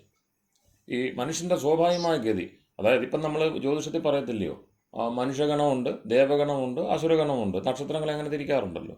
ഇവർക്കെല്ലാം ആരാധ്യനായിട്ട് ഒരു പരമാത്മാവ് മാത്രമേ ഉണ്ടായിരുന്നുള്ളൂ. കാരണം രാവണൻ ഉൾപ്പെടെയുള്ളവർ ഓരോരുത്തരെ എടുത്ത് നോക്കൂ, അവരെല്ലാം ഈശ്വരനെ, വ്യത്യസ്ത ഈശ്വരൻ, രാമൻ്റെ ഈശ്വരൻ തന്നെയാണ് രാവണൻ്റെ ഈശ്വരൻ. അതാണ് അതിന് അത്ഭുതം എന്ന് പറയുന്നത്. വ്യത്യസ്ത ഈശ്വരന്മാരെ ഇവർ വണങ്ങിയതായിട്ടില്ല. ദുര്യോധനും യുധിഷ്ഠിരനും രണ്ട് ദേവതകളുടെ മുമ്പിലല്ല വരത്തിന് വേണ്ടി പ്രാർത്ഥിച്ചു, ഒരേ ദേവതയ്ക്ക് മുമ്പിലാണ് പ്രാർത്ഥിച്ചത്. അപ്പോൾ അത് വളരെ രാവണൻ നമ്മൾ ഇപ്പൊ കേട്ടുകേൾവിയുടെ അടിസ്ഥാനത്തിൽ അല്ലെങ്കിൽ ഇപ്പൊ ചില സ്ക്രിപ്റ്റേഴ്സിന്റെ അടിസ്ഥാനത്തിൽ രാവണൻ ഇപ്പൊ പറഞ്ഞ പോലെ തന്നെ ശിവൻ മംഗളസ്വരൂപിയും വിഷ്ണു സർവ്വവ്യാപിയും ആണ് എന്നുള്ള ആ ഒരു മനോഹരമായ സങ്കല്പം, അതിന് പകരം ഒരു രാവണൻ ശിവനെ ആരാധിച്ചിരുന്നു, ശിവഭക്തനായിരുന്നു എന്നൊക്കെ പറയുമ്പോൾ അങ്ങ് പറഞ്ഞതുപോലെ തന്നെ ഈ സമ്പ്രദായങ്ങൾ തുടങ്ങുന്നത് ഈ ലേറ്റസ്റ്റ് ആണല്ലോ, മറ്റേത് ത്രേതായുഗമല്ലേ, ഇതെങ്ങനെ ബന്ധിക്കാൻ കഴിയും? അത് പിന്നീട് എഴുതിയ രാമായണങ്ങളില്ല, മൂലരാമായണത്തിലില്ല. അതല്ലേ വിഷയം. പിന്നീട് ഞാൻ ഈ പറയുന്ന ഒരു സമ്പ്രദായത്തിൻ്റെ കാലുഷ്യം വന്ന സമയത്ത് എല്ലാ സമ്പ്രദായക്കാരുടെയും കയ്യിൽ രാമായണമുണ്ട്. കാരണം അത് നമ്മളുടെ പൊതു കാര്യമാണ്. ഇപ്പം ഹിന്ദുവിനെ നമ്മൾ ഏത് തട്ടിലെടുത്ത് നോക്കൂ, ഇപ്പം അതിന് നമ്മുടെ ഇവിടുത്തെ ഈ രാഷ്ട്രീയക്കാർ പറയുന്ന നായാടി മുതൽ നമ്പൂതിരി വരെ എടുത്ത് നോക്കൂ, എല്ലാവർക്കും രാമനും കൃഷ്ണനും പൊതുബിംബമാണ്. അവർ കണ്ണൻ എന്ന് പറഞ്ഞേക്കാം, കാൻഹോ എന്ന് പറഞ്ഞേക്കാം, ശ്രീകൃഷ്ണൻ എന്ന് മുഴുവനും അച്ചടി ഭാഷ പറഞ്ഞില്ലെങ്കിലും കണ്ണൻ എന്ന് പറയുമ്പോൾ അവർക്കതുണ്ട്, രാമനുണ്ട്. ഇന്നാണ് ഈ രാമന് പകരം രാവണൻ ബിംബം. ഏതെങ്കിലും ഒരു ആദിവാസി രാവണനെ ആരാധിക്കുന്നുണ്ടെങ്കിൽ ഇത് പറഞ്ഞത് പിൻവലിക്കണം നമ്മൾ. ഇതുവരെയുള്ള രാമൻ്റെ ചരിത്രം അങ്ങനെയില്ല. എത്ര നമ്മുടെ കൂട്ടല്ല, ഈ ശ്രീരാമപാദപ്പാറ എന്നൊക്കെ പറഞ്ഞ സീതയുടെയും മറ്റും കാലടികൾ അവരവിടെ പതിഞ്ഞു എന്ന് വിശ്വസിക്കുന്നത് സാധാരണ ഹിന്ദുക്കളല്ല. അതായത് പിന്നെ ഈ ലിറ്റററി സാക്ഷര ഹിന്ദുക്കളല്ല, ഒരു പഠിപ്പുമില്ലാത്ത സാധാരണ ആദിവാസികളാണ്. അപ്പോൾ ഇത് അടുത്ത കാലത്ത്, അതായത് നമ്മൾ ആരെങ്കിലും പോയി, നമ്മളോ നമ്മളുടെ പൂർവികരോ ഏതെങ്കിലും ജാതിക്കാരോ പോയി, ആചാര്യന്മാരോ പോയി പ്രചരിപ്പിച്ച് തത്കാലത്തേക്ക്, അതായത് ചരിത്രകാലത്ത് പ്രചാരം നടത്തിയിട്ടാണ് ഈ അടിസ്ഥാന വർഗ്ഗങ്ങളിലൊക്കെ ഈ വിശ്വാസം എത്തിയിരിക്കുന്നത് പറയാൻ നമുക്ക് യാതൊരു ചരിത്രത്തിലുമില്ല. അപ്പോൾ അത് പരമ്പരാഗതമായിട്ട് പകർന്നു വരുന്നതാണ്, നിലനിൽക്കുന്ന. അത് മുസ്ലിങ്ങൾക്കും ഉണ്ട്. കാരണം ഈ പറയുന്ന രാമൻ്റെ പാരമ്പര്യം ഉൾക്കൊള്ളുന്ന മുസ്ലിം സമുദായങ്ങളുണ്ട്, പിന്നെ ഈജിപ്തിലുണ്ട്, പഴയ വർഗ്ഗങ്ങളും. അതായത് ആ പഴയ വർഗ്ഗങ്ങളുടെ ഓർമ്മ ചെതറിപ്പോയി. ഇപ്പം നേരത്തെ പറഞ്ഞ റോമിൻ്റെ കാര്യം വന്നല്ലോ. ആ റോമൊക്കെ എന്ത് ചെയ്യുന്നു വെച്ച് കഴിഞ്ഞാൽ, റോമിലാണ് എനിക്ക് തോന്നുന്നത് അത് ഏറ്റവും കൂടുതൽ തുടങ്ങിയത്, ഏറ്റവും കൂടുതൽ ആ പ്രവണത വന്നത്. പഴയ ആ സമ്പ്രദായങ്ങളുള്ള തനത് സമ്പ്രദായങ്ങൾ. ഇപ്പം ഇവർ പാഗൻ എന്ന് പറയുന്ന സംഗതി ഉണ്ടല്ലോ, പാഗൻ എന്ന് പറയത്തില്ലയോ, അന്ധ ആരാധന, പ്രകൃതി ആരാധന, വിഗ്രഹാരാധന, ഇങ്ങനെ അവർ കളിയാക്കുന്ന അത്തരം സാധാരണ വിശ്വാസങ്ങൾ അതിനെല്ലാം ചേർപ്പം എബ്രഹാമിക് റിലിജിയൻസ് വന്നതോടെ, അതായത് ജൂതമതം, പീപ്പിൾ ഓഫ് ദ ബുക്ക്, പുസ്തകത്തിൽ ലക്ഷണമൊത്ത ദേവതകൾ പറയുന്നു, ആ ദേവതകളെ വിശ്വസിക്കുന്നവർ. അപ്പോൾ പീപ്പിൾ ഓഫ് ദ ബുക്ക് എന്ന് പറയുമ്പോൾ എബ്രഹാമിക് റിലിജിയൻസിൻ്റെ സിസ്റ്റം അനുസരിച്ച് ഇപ്പോൾ പിന്നെ ജുഡായിസം, ഇസ്ലാം പിന്നെ ക്രിസ്ത്യാനിറ്റി, ഇസ്ലാം, ഈ ക്രമത്തിൽ മൂന്ന് മതങ്ങളെ അവർ മുഖ്യധാരയായിട്ട് അംഗീകരിക്കുന്നുള്ളൂ, മാനിക്കുന്നുള്ളൂ. അതല്ലാതെ തന്നെയല്ല ജൂതരെ സംബന്ധിച്ച് ജെൻഡൈൽസ്, പേഗൻ എന്ന് പറയുമ്പോൾ ഈ പറയുന്ന ഹിന്ദുക്കൾ ഉൾപ്പെടെയുള്ള ഏറ്റവും പഴയ ആചാരവിശ്വാസങ്ങൾ സംരക്ഷിക്കുന്ന ജനതയെല്ലാം ഈ പേഗൻസാണ്. അപ്പം അവരെ സംബന്ധിച്ച് അവരൊക്കെ ബഹുദൈവാരാധകരാണെന്നാണ് ഇവർ കരുതുന്നത്. ഓക്കെ, ഗോൾഡൻ കാഫിന്റെ കാലഘട്ടം ഏതാണ്? എങ്ങനെ? ഗോൾഡൻ കാഫ്, അതിന്റെ കാലഘട്ടം ഏതായിട്ടാണ് വരുന്നത്? അതൊരു സമ്പ്രദായമായിട്ട് തന്നെ എടുക്കാനല്ലേ പറ്റുള്ളൂ. എല്ലാം ഈ പഴയ ഇവർ പേഗൻ എന്ന് ലേബൽ ചെയ്തിരിക്കുന്നതെല്ലാം വളരെ പഴയ. അപ്പോൾ അതിനകത്ത് രസം വന്നത്, ഈ ഭരണത്തിൻ്റെ സൗകര്യത്തിന് റോം തുടങ്ങിയുള്ള ഈ വളരെ കൃത്യമായിട്ട് അരിസ്ട്രോക്രാറ്റിക് അധികാരം ഉപയോഗിച്ച്, അവിടെ റിപ്പബ്ലിക്കൊക്കെ പറയുന്നുണ്ടെങ്കിലും അരിസ്ട്രോക്രസിയാണ് ഭരിക്കുന്നത്. നമ്മൾ അതിൻ്റെ രീതി നോക്കി അറിയാം. ഗ്രീസിലും അത് തന്നെയായിരുന്നു. ഏറ്റവും ആരോഗ്യമുള്ള ആണിനെയും പെണ്ണിനെയും, കാരണം അവർ പറഞ്ഞതെന്നറിയാമോ, പ്ലേറ്റോ ഉൾപ്പെടെയുള്ളവർ എഴുതി വെച്ചിരിക്കുന്നതാണ്, ആകെ രണ്ട് വിഷയം പഠിപ്പിച്ചാൽ മതി, ജിംനാസ്റ്റിക്സും മാത്തമാറ്റിക്സും. കണക്ക് കൂട്ടാൻ അറിയണം, ഗുസ്തി പിടിക്കാൻ അറിയണം. അങ്ങനെ കായികവും കേവലം സാങ്കേതികമായിട്ടുള്ള അറിവുകളിൽ വളരെ പ്രാവീണ്യം നേടി വലിയ മത്സരങ്ങൾ, വളരെ ശക്തമായ മത്സരങ്ങൾ നടത്തും. ഈ മത്സരങ്ങളിൽ വിജയിച്ചു വരുന്ന ആണിനെയും പെണ്ണിനെയും ക്രോസ് ചെയ്യും, അതായത് വിവാഹം കഴിപ്പിക്കുകയോ മറ്റൊന്നുമല്ല, അവരെ സന്തതി ഉത്പാദനത്തിന് വേണ്ടി നിയോഗിക്കും. അങ്ങനെ ഉണ്ടായി വരുന്ന മികച്ച പിള്ളേരെ മാത്രമേ നഗരരാഷ്ട്രങ്ങളിലേക്ക് പ്രവേശിപ്പിക്കുകയുള്ളൂ. അല്ലാതെ വരുന്ന വികലാംഗർ ഉൾപ്പെടെയുള്ളവരെല്ലാം തൂട്ടിക്കളയുക, അവരെല്ലാം പുറത്ത് കളയുക. അപ്പോൾ അങ്ങനെ അത് ഏതാണ്ട് ഒരു മികച്ച സംവിധാനമാണെന്ന് അവിടുത്തെ ആൾക്ക് തോന്നി, വിചാരിച്ചു. അവർ കുറേ കാലം വളരെ ശക്തമായ രാഷ്ട്രവ്യവസ്ഥ കുറേ കാലം കൊണ്ട് നടന്നു. ഇപ്പോഴുണ്ടോ? അതുമില്ല, പേര് മാത്രമേ ഉള്ളൂ. നമ്മൾ സാധാരണ ഭാഷ പറഞ്ഞാൽ ആട് കിടന്നിടത്ത് ആടുമില്ല പൂടയില്ലെന്ന് പറഞ്ഞ അവസ്ഥയാണ്. പിന്നീട് തപ്പിപ്പെറുക്കി ഉണ്ടാക്കുകയാണ് ഗ്രീക്ക് സംസ്കാരം, റോമൻ സംസ്കാരം. നമ്മൾ ചരിത്രത്തിൽ നോക്കുമ്പം പിന്നെ തവിട് പൊടിയായ കുറച്ച് ബിംബങ്ങളല്ലാതെ ഒരു സാധനം അവിടെ ഇല്ല. ബാക്കി എല്ലാം ഉണ്ടാക്കിയെടുത്തതാണ്. Ashes, okay, just recreated from ashes, ചാരത്തിൽ നിന്ന് എടുത്ത്. നമ്മളിവിടെ അങ്ങനല്ല. ഈ പറയുന്നതെല്ലാം ജീവിച്ചിരിക്കുക. നമുക്ക് പഠിക്കാൻ ഇത്തിരി ബുദ്ധിമുട്ട് വരുന്നതിന് കാരണം ഒരുപാടുള്ളത് കൊണ്ടാണ്, ഏറെ കാലത്തെ ഉള്ളതുകൊണ്ടാണ് പഠിക്കാൻ ബുദ്ധിമുട്ട് വരുന്നത്. അപ്പം പിന്നെ നേരത്തെ പറഞ്ഞ പോലെ അവരെന്ത് ചെയ്തു? റിജിഡാക്കി ഈ സംവിധാനങ്ങളെല്ലാം ഒതുക്കി ഒതുക്കി ഒതുക്കി ഒതുക്കി പലതിനെയും ക്രമീകരിക്കാൻ ശ്രമിച്ചു. റോമിൻ്റെ കാലത്ത്, റോമിൻ്റെ അധപ്പതന കാലമാണ് 5-ാം നൂറ്റാണ്ട്. ഓക്കെ, അപ്പോൾ റോം വരെയും ഒരു ക്ലാസിക്കൽ എംപയർ എന്നൊക്കെ പറഞ്ഞ, അതായത് വലിയ അധീശ ശക്തികൾ പ്രവർത്തിച്ചിരുന്നു. നമ്മുടെ ഇവിടെയുണ്ട്. ഗുപ്ത കാലഘട്ടം അതിന് സമാന്തരമായിട്ടുണ്ട്. ഗുപ്ത കാലഘട്ടത്തിന് ശേഷം അത് ചുരുങ്ങി. ഇപ്പോൾ ചുരുക്കി പറഞ്ഞാൽ വലിയ എംപയേഴ്സ് ഇല്ലാത്തൊരു കാലം വന്നപ്പോൾ സമ്പ്രദായങ്ങൾ സ്വതന്ത്രമാകാൻ തുടങ്ങി. ഓരോ ദേശത്തിനും സമ്പ്രദായങ്ങൾ വന്നു തുടങ്ങി. ഏകീകൃതമായിട്ടുള്ള ഭരണകൂടം ഇല്ലാത്തതുകൊണ്ട് നേരത്തെ ഒതുക്കി വെച്ചതും മുഖ്യധാരയിൽ വരുന്നതെല്ലാം ഒരേപോലെ തന്നെ ചിറക് പൊട്ടി, അതായത് ഈ പിന്നെ കെട്ടുപൊട്ടിച്ച് സ്വതന്ത്രമാകുന്നൊരവസ്ഥ വന്നു. അത് കണ്ടമാനമായപ്പോഴാണ് എല്ലായിടത്തും സമ്പ്രദായ പ്രവർത്തനം നടത്തി. അവിടെ അത് ജുഡായിസം 2-3 പിന്നെ ഒരു 12 കുലങ്ങൾ, അതുമായി ബന്ധപ്പെട്ട് അംഗീകൃത മതങ്ങൾ 3, അങ്ങനെയൊക്കെ അവർക്ക് ക്രമീകരിക്കാൻ കഴിഞ്ഞു. അതേ ക്രമീകരണം നമ്മളിവിടെ നടന്നു. അതാണ് ഈ ഷൺമതം എന്ന് പറയുന്നത്. അപ്പോൾ അതിൽ 3-ാമത്തേത് ശൈവം, 4-ാമത്തേത് പിന്നെ കൗമാരം. ശാക്തേയം വേണമെങ്കിൽ കൂട്ടാം. ചിലർ അതിനെ മുമ്പ് കൂട്ടുന്നുണ്ട്. ശാക്തേയം എന്ന് പറയുന്നത് പിന്നീടാണ് സത്യത്തിൽ അത് വരുന്നത്. കാരണം ശ്രദ്ധിച്ചാൽ അറിയാം, ഈ ശക്തി എന്ന് പറയുന്ന ഭദ്രകാളി ദേവതയുടെ പിന്നെ കാലിനടിയിലാണ് ശിവനെ ചവിട്ടിക്കൊണ്ടാണ്. അതായത് ശൈവത്തിൻ്റെ ചില വൈഷമ്യങ്ങളെ മറികടക്കുവാൻ വേണ്ടിയാണ് ഈ ശാക്തേയം എന്ന് പറയുന്ന സമ്പ്രദായം വന്നത്. അതിന് ശേഷമാണ്. പക്ഷേ ആളുകളുടെ ധാരണ എന്താണ്? അമ്മ ദൈവങ്ങളുടെ ആരാധന വളരെ പഴയതാണ്. അതുമായി ബന്ധപ്പെട്ട് മദർ വർഷിപ്പ്, ഈ ദേവ്യാരാധന ആദ്യം മുതലേ ഉണ്ട്. ഇതൊക്കെയും ചരിത്രവിരുദ്ധമാണ്. കാരണം നമ്മൾ ഒരു ബിംബം കണ്ടുകൊണ്ട്, നമ്മൾ എവിടെയെങ്കിലും ഒരു ബിംബം കണ്ടാൽ അത് നമ്മളുടെ ഈ മനസ്സിലുള്ള സംഗതിയാണെന്ന് അത് പ്രക്ഷേപിച്ചിട്ട് കഥ മെനയുകയാണ്. അതിവ്യാപം വിഷ്ണുവിൻ്റേത് നമ്മൾ വിചാരിക്കുന്ന പോലല്ല. കഥകളിൽ മാത്രമല്ല, ഇന്ത്യൻ ഐക്കണോഗ്രാഫി ഇതുവരെ നമുക്ക് കിട്ടിയിരിക്കുന്ന മൊത്തം വിഗ്രഹങ്ങളെ പരിശോധിച്ചു കഴിഞ്ഞാൽ, ഇപ്പം ആര്യസമാജം വിഗ്രഹത്തെ എതിർക്കുന്നു, അത് മറ്റൊരു കാര്യം.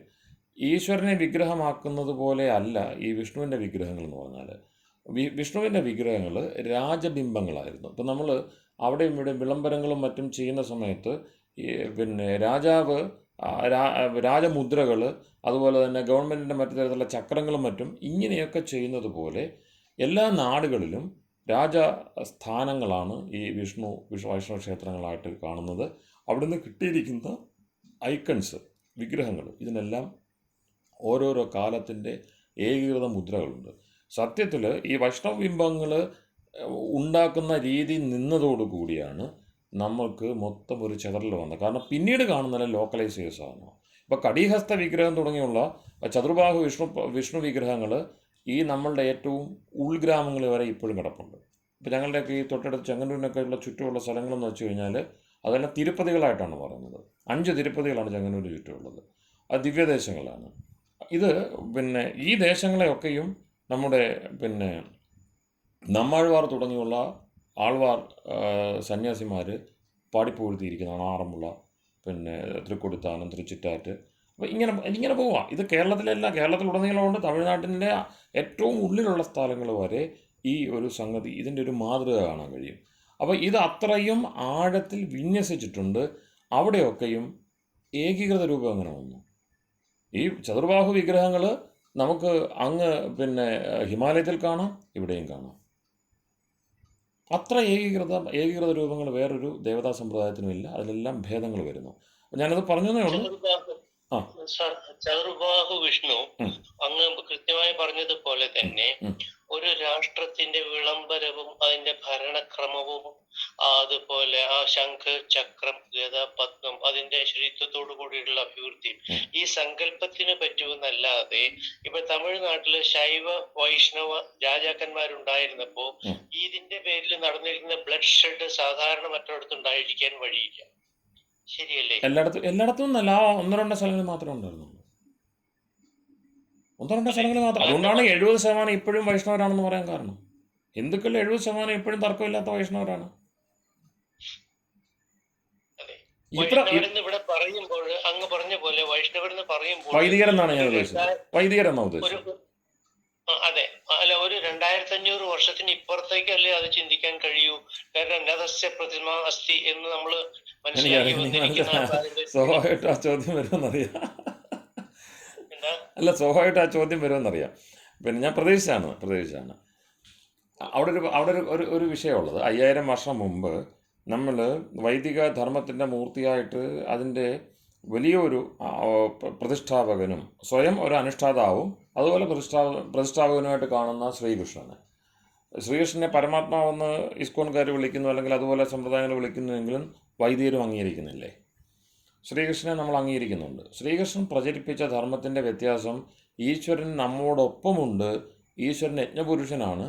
ആ യജ്ഞപുരുഷന് നമ്മോടൊപ്പമുണ്ട്, നമ്മൾ തന്നെയാണെന്നൊക്കെ ഉള്ളത് പിന്നീടുള്ള സംഗതി. അത് അദ്വൈതമായിട്ട് ബന്ധപ്പെടുത്തിയല്ല ഞാൻ പറഞ്ഞത്. എപ്പോൾ എല്ലായിടത്തും ഈശ്വര ചൈതന്യമുണ്ട് എങ്കിലും നമ്മളോടൊപ്പമുള്ള, നമുക്കെപ്പോഴും നാം എപ്പോഴും ജീവിതം കൊണ്ട് അറ്റാച്ച്ഡ് ആയിരിക്കുന്ന, തിരിച്ച് നമ്മോടും അറ്റാച്ച്ഡ് ആയിരിക്കുന്ന വ്യാപനശീലനായ, നമ്മളിലും അകം പുറം നിറഞ്ഞു നിൽക്കുന്ന വിഷ്ണു എന്ന് പറയുന്നത് എന്താണ്? വൈദിക സങ്കല്പം തന്നെയാണ്. ആ യജ്ഞദേവതയാണ്. കാരണം എന്ന് വെച്ചാൽ എപ്പോഴും നമ്മളുടെ അന്തരംഗം കൊണ്ട്, ഉള്ളുകൊണ്ട്, കർമ്മം കൊണ്ട് എപ്പോഴും അതിനോടാണ് അടുത്ത് നിൽക്കുന്നത്, ചേർന്ന് നിൽക്കുന്നത്. അതിനെ ഉപാസിക്കാനാണ് യജ്ഞത്തിൻ്റെ സംസ്കാരം വീണ്ടെടുത്തുകൊണ്ട് ശ്രീകൃഷ്ണൻ ഉപദേശിച്ചത്. യജ്ഞഗീത മുഴുവനും അതാണ്. പിന്നെ ആ വിരാട് രൂപവും മറ്റും പറയുകയാണ്. അപ്പോൾ അവിടെ ചതുർബാഹു എന്ന് പറഞ്ഞതിൻ്റെ പ്രത്യേകത വിഗ്രഹമല്ലത്. അവിടെ ശ്രദ്ധിക്കേണ്ടത്, ബാക്കി വിഗ്രഹങ്ങളെല്ലാം മനുഷ്യനെ പോലെ കൈയും കാലും ഉണ്ട്. 2 കൈ 2 കാല്. ഇപ്പോൾ 1000 കാലും 10000 കണ്ണും ഒന്നും വെക്കാൻ പറ്റത്തില്ല. അതിനവർ സൂചകമായിട്ട് വെച്ചു പുരുഷ എന്ന് പറയുന്ന സഹസ്രശീർഷ പുരുഷ സഹസ്രാക്ഷ സഹസ്രപാദ പുരുഷ സൂക്തം ഉണ്ടല്ലോ. ഈ പുരുഷ സൂക്തം കൃത്യമായിട്ട് ഒരു വൈദിക ആചാര്യന് ക്ലാസ് എടുത്ത് കൊടുത്തുകൊണ്ടിരുന്നപ്പോൾ എൻ്റെ മനസ്സിൽ വന്നൊരാശയമാണ്. നന്നായിട്ട് വരയ്ക്കാൻ അറിയാവുന്ന, ഗ്രാഫിക്കൽ റെപ്രസെൻറ്റേഷന് നല്ല കഴിവുള്ള ഒരു വൈദിക വിദ്യാർത്ഥി ഈ പുരുഷ സൂക്തത്തിൻ്റെ ആ പാഠം, അത് കേട്ട പാഠം അതൊന്ന് കോറിയിട്ടപ്പോൾ ഈ അനന്തപത്മനാഭൻ എന്ന് പറയുന്ന ആ രൂപം വന്നു. സർപ്പത്തിൻ്റെ കാരണം എന്താണ്? ഒരു പാദം മാത്രമാണ് ഇവിടെ കിടക്കുന്നത്. മറ്റ് മൂന്നും അനന്തമാണ്.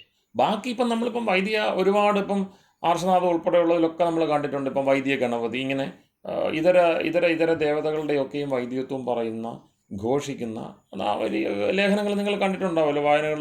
നമുക്കും വായനാ പാഠങ്ങളുണ്ടല്ലോ. പക്ഷേ ഇതങ്ങനെയല്ല. ഇവിടുത്തെ വിഷയം എന്ന് വെച്ചാൽ ഈ വിഷ്ണു, അനന്തശായിയായ വിഷ്ണു എന്ന് പറയുന്ന സങ്കല്പം രാജസ്ഥാനങ്ങളിലുള്ള വേറെ ഒന്നുമില്ല. അതായത് ഒരു വിഗ്രഹത്തിന്, വിഷയം വിട്ടു പോകുന്നു തോന്നുന്നു, വിഗ്രഹത്തിന് ഇരിക്കുന്ന മുറയുണ്ട്, നിൽക്കുന്ന മുറയുണ്ട്, കിടക്കുന്ന മുറയുണ്ട്. അങ്ങനെ ഉണ്ടല്ലോ, പൊസിഷനിങ് ഉണ്ടല്ലോ വിഗ്രഹത്തിൻ്റെ. ഞാനൊരു ശില്പം എന്നുള്ള നിലയിൽ അതിനെ കാണുന്നത്, പൂജയുടെ വിഗ്രഹം എന്നുള്ള നിലയിലല്ല. കാരണം അവിടെ നമ്മൾ ഒരു ദേശത്തിൻ്റെ മധ്യത്തിൽ രാജസ്ഥാനത്ത് വെച്ചിരിക്കുന്ന മൂർത്തിയെ ആരും പോയി പൂജിക്കുന്നൊന്നുമില്ല. അത് ആ വിഗ്രഹമായിട്ട് അവിടെ നിൽക്കുക. വിഷയം ഇപ്പോൾ അതെല്ലാം മ്യൂസിയത്തിൽ കൊണ്ടുവച്ചിരിക്കുന്നുണ്ട്. അത് എവിടെ ഇരിക്കുന്ന നമുക്കറിയത്തില്ല. അതെല്ലാം ജനമധ്യങ്ങളിൽ തന്നെയായിരുന്നു. ജനമധ്യത്തിൽ ഒരു സത്യത്തിലൊരു കാവൽ നായ പോലെ ഈ വിഗ്രഹങ്ങൾ നിൽക്കുമായിരുന്നു. ആ വിഗ്രഹങ്ങളെ ആ സ്ഥാനത്തുനിന്ന് ആടത്തി മാറ്റി പൊക്കി അവിടെ ഇവിടെയൊക്കെ കൊണ്ട് മ്യൂസിയത്തിൽ വെച്ച് കഴിഞ്ഞപ്പോൾ നമുക്കത് എന്ത് ധർമ്മമാണ് നിർവഹിച്ചിരുന്നത് നമുക്കറിയാൻ കഴിയുന്നില്ല. ഇതെല്ലാം പൂജയ്ക്ക് വേണ്ടി ഉപയോഗിച്ചിരുന്നതല്ല. അത് വെറുതെ പറയുന്നതാണ് ഇത് പൂജയ്ക്ക് വേണ്ടി ഉപയോഗിച്ചിരുന്നതാണെന്ന്. അപ്പോൾ കിടക്കുന്ന ശയന വിഗ്രഹങ്ങൾ കേവലം വിഷ്ണുവിനേ ഉള്ളൂ. വേറെ ലോകത്ത് ഒരു ദേവതയ്ക്കും ശയന വിഗ്രഹങ്ങളില്ല. എല്ലാം പിൽക്കാലം, അഥവാ ശിവന് ഉണ്ട് എന്ന് പറയുന്നത് അപൂർവമായിട്ട് തമിഴ്നാട്ടിൽ എവിടെ ഒന്നുണ്ടെന്ന് എനിക്ക് തോന്നുന്നു. പക്ഷേ അതെല്ലാം അടുത്ത കാലത്ത്, അതായത് 16ാം നൂറ്റാണ്ടിലുണ്ടായാലും അതിന് മുമ്പുള്ളതല്ല.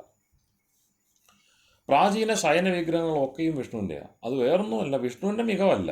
വിഷ്ണു എന്ന സങ്കല്പം വൈദികമാണ്, നമ്മോടൊപ്പമുള്ള ഈശ്വരൻ്റെ പേരാണത്. അതിനെ ഉപാസിച്ച് ആ സിസ്റ്റത്തെ വെച്ചുകൊണ്ട് രാജഭരണം നിർവഹിച്ച ആളുകൾ അതിനെ സിസ്റ്റമൈസ് ചെയ്ത് അങ്ങനെയാണ്. അതിൻ്റെ ബാക്കിപത്രമാണ് നമ്മുടെ ഇവിടുത്തെ അനന്തപത്മനാഭനെ തൃപ്പടിദാനവും പത്മനാഭദാസന്മാരായിട്ട് രാജാക്കന്മാർ വരുന്നതുമൊക്കെ വളരെ പഴയ നയങ്ങളാണ്. നമുക്കതല്ലെങ്കിൽ ഇതിനെ ഒന്നും വ്യാഖ്യാനിക്കാൻ കഴിയില്ല. പിന്നീട് പ്രതീകാത്മകമായ മെസ്സേജ് എന്നല്ലാതെ പൂജാ വിഗ്രഹങ്ങളല്ല, മറിച്ച് വളരെ കൃത്യമായിട്ട്. കാരണം ചതുർബാഹുവാണ്, മനുഷ്യനല്ലല്ലോ. മനുഷ്യൻ 4 കൈ വരത്തില്ലല്ലോ. 4 കൈ വരുന്നതോടുകൂടി തന്നെ നമ്മൾ കാണുന്ന സാധാരണ പിന്നെ പൂജാ വിഗ്രഹമല്ല എന്നതാണ് സൂചന തന്നെയാണ് വരുന്നത്. അടുത്തത് ഈ പത്മാസനസ്ഥരായിട്ടുള്ള ദേവതകൾ, അത് വേറെ ചിന്തിക്കേണ്ടതാണ്.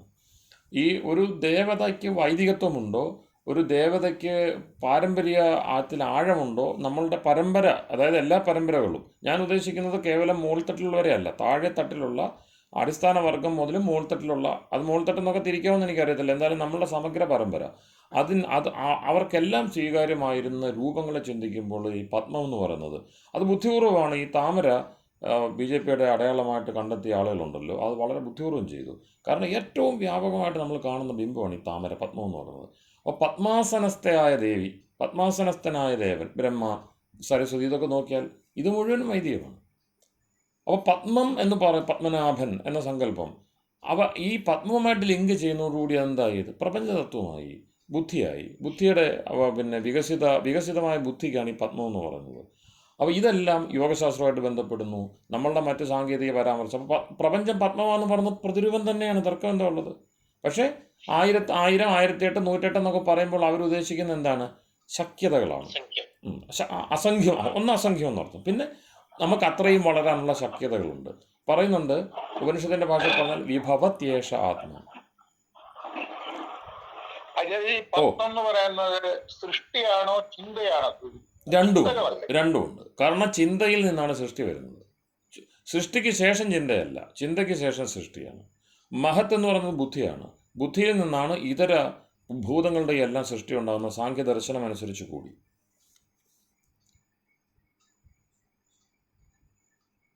ഈശ്വരൻ്റെ ചിന്തയുണ്ട്. പിന്നെയോ ബുദ്ധി എന്ന് പറയുന്ന തത്വം പ്രകൃതിയിലാണ്, നമ്മളുടെ ചിന്തയുടെ അസിസ്റ്റൻ്റ്. നമുക്ക് ആത്മാവിനും ഈശ്വരനെ പോലെ തന്നെ ചിന്തിക്കാനുള്ള ശേഷിയുണ്ട്. പക്ഷേ ആ ശേഷി ഈശ്വരനെ പോലെ സർവ്വവ്യാപിയല്ല നമ്മളുടേത്. നമ്മൾ എവിടെ ഇരിക്കുന്നു അവിടെ മാത്രം പ്രവർത്തിക്കുന്നതാണ്. അങ്ങനെ പോരാ. അപ്പോൾ അതിനെ ദൂരങ്ങളിലേക്ക് അയക്കാനും പ്രക്ഷേപിക്കാനും ഒക്കെ നമുക്ക് മറ്റ് അവയവങ്ങൾ വേണം. ആ അവയവങ്ങൾ നൽകുവാൻ വേണ്ടിയുള്ള പ്രാഥമികമായിട്ടുള്ള നിർമ്മാണ വസ്തു എന്ന് പറയുന്നത് മഹത്തത്വമാണ്. ആ മഹത്വത്വം പ്രകൃതിയുടെ ഭാഗമാണ്, ബുദ്ധിയാണ്. അപ്പോൾ ചിന്ത എന്ന് പറയുന്ന സംഗതി ആദ്യമുണ്ട്. ഇത് വലിയ വിഷയമല്ലേ. ഇപ്പം ആധുനിക കാലത്ത് തത്വചിന്തയും മറ്റും അവതരിപ്പിക്കുമ്പോൾ, മാർക്സിസവും മറ്റും കേരളത്തിൽ വന്നപ്പോൾ അവരവതരിപ്പിച്ചത്, കാരണം ഞങ്ങളൊക്കെ പിന്നെ ഈ വിഷയങ്ങളിലേക്ക് കടന്നത് മാർക്സിസ്റ്റ് ഗ്രന്ഥങ്ങളിലൂടെയാണ്. അപ്പോൾ അവിടെ, കാരണം പ്രചണ്ഡ സാഹിത്യം നമ്മുടെ കാലത്ത് കൂടുതലുണ്ടായിരുന്നത് ഈ മാർക്സിസ്റ്റ് സാഹിത്യമാണ്. അപ്പോൾ അവിടെ ആദ്യം തന്നെ പറയും, ചിന്തയാണോ പ്രാഥമികം, ബോധമാണോ പ്രാഥമികം, വസ്തുവാണ്, ദ്രവ്യമാണോ പ്രാഥമികം. ബോധം പ്രാഥമികമാണെന്ന് വിശ്വസിക്കുന്നവർ ആശയവാദികൾ, ദ്രവ്യം പ്രാഥമികമെന്ന് വിശ്വസിക്കുന്നവർ ആണ് ശരിയായ വാദം. അതാണ് മെറ്റീരിയലിസ്റ്റ്, അല്ലെങ്കിൽ പിന്നെ ഭൗതികവാദം. ഭൗതികവാദമാണ് ശരിയെന്നാണല്ലോ മാർക്സിസം പറയുന്നത്. അപ്പോൾ അവരിങ്ങനെയാണ്, ബോധമാണോ ദ്രവ്യമാണോ പ്രാഥമികം. വാസ്തവത്തിൽ ആശയവാദം എന്ന് പറഞ്ഞാൽ അങ്ങനെ തള്ളിക്കളഞ്ഞ ആ സംവിധാനത്തിൽ ദ്രവ്യമോ ബോധമോ പ്രാഥമികമോ എന്നുള്ള ചോദ്യമല്ല, രണ്ടും എന്നുമുണ്ട്. അപ്പോൾ നമ്മൾ മുന്നോട്ട് വെക്കുന്ന ചിന്ത എന്താണ്? ദ്രവ്യവും, അതായത് ഈ പ്രകൃതി തുടങ്ങിയുള്ള വസ്തുക്കളും ആദിയിലുണ്ട്, പിന്നെ ബോധവും ആദിയിലുണ്ട്. പക്ഷേ ഇവ ചേർന്ന് സൃഷ്ടി ഉണ്ടാവണമെങ്കിൽ ആദ്യം ചിന്ത പ്രവർത്തിക്കണം, ബോധം പ്രവർത്തിക്കണം. അത് വ്യക്തമായെന്ന് തോന്നുന്നു. അതായത് ഈ ചിന്തയുടെ ഉറവിടം നാഭി അല്ലെങ്കിൽ ഹൃദയഭാഗമാണ്.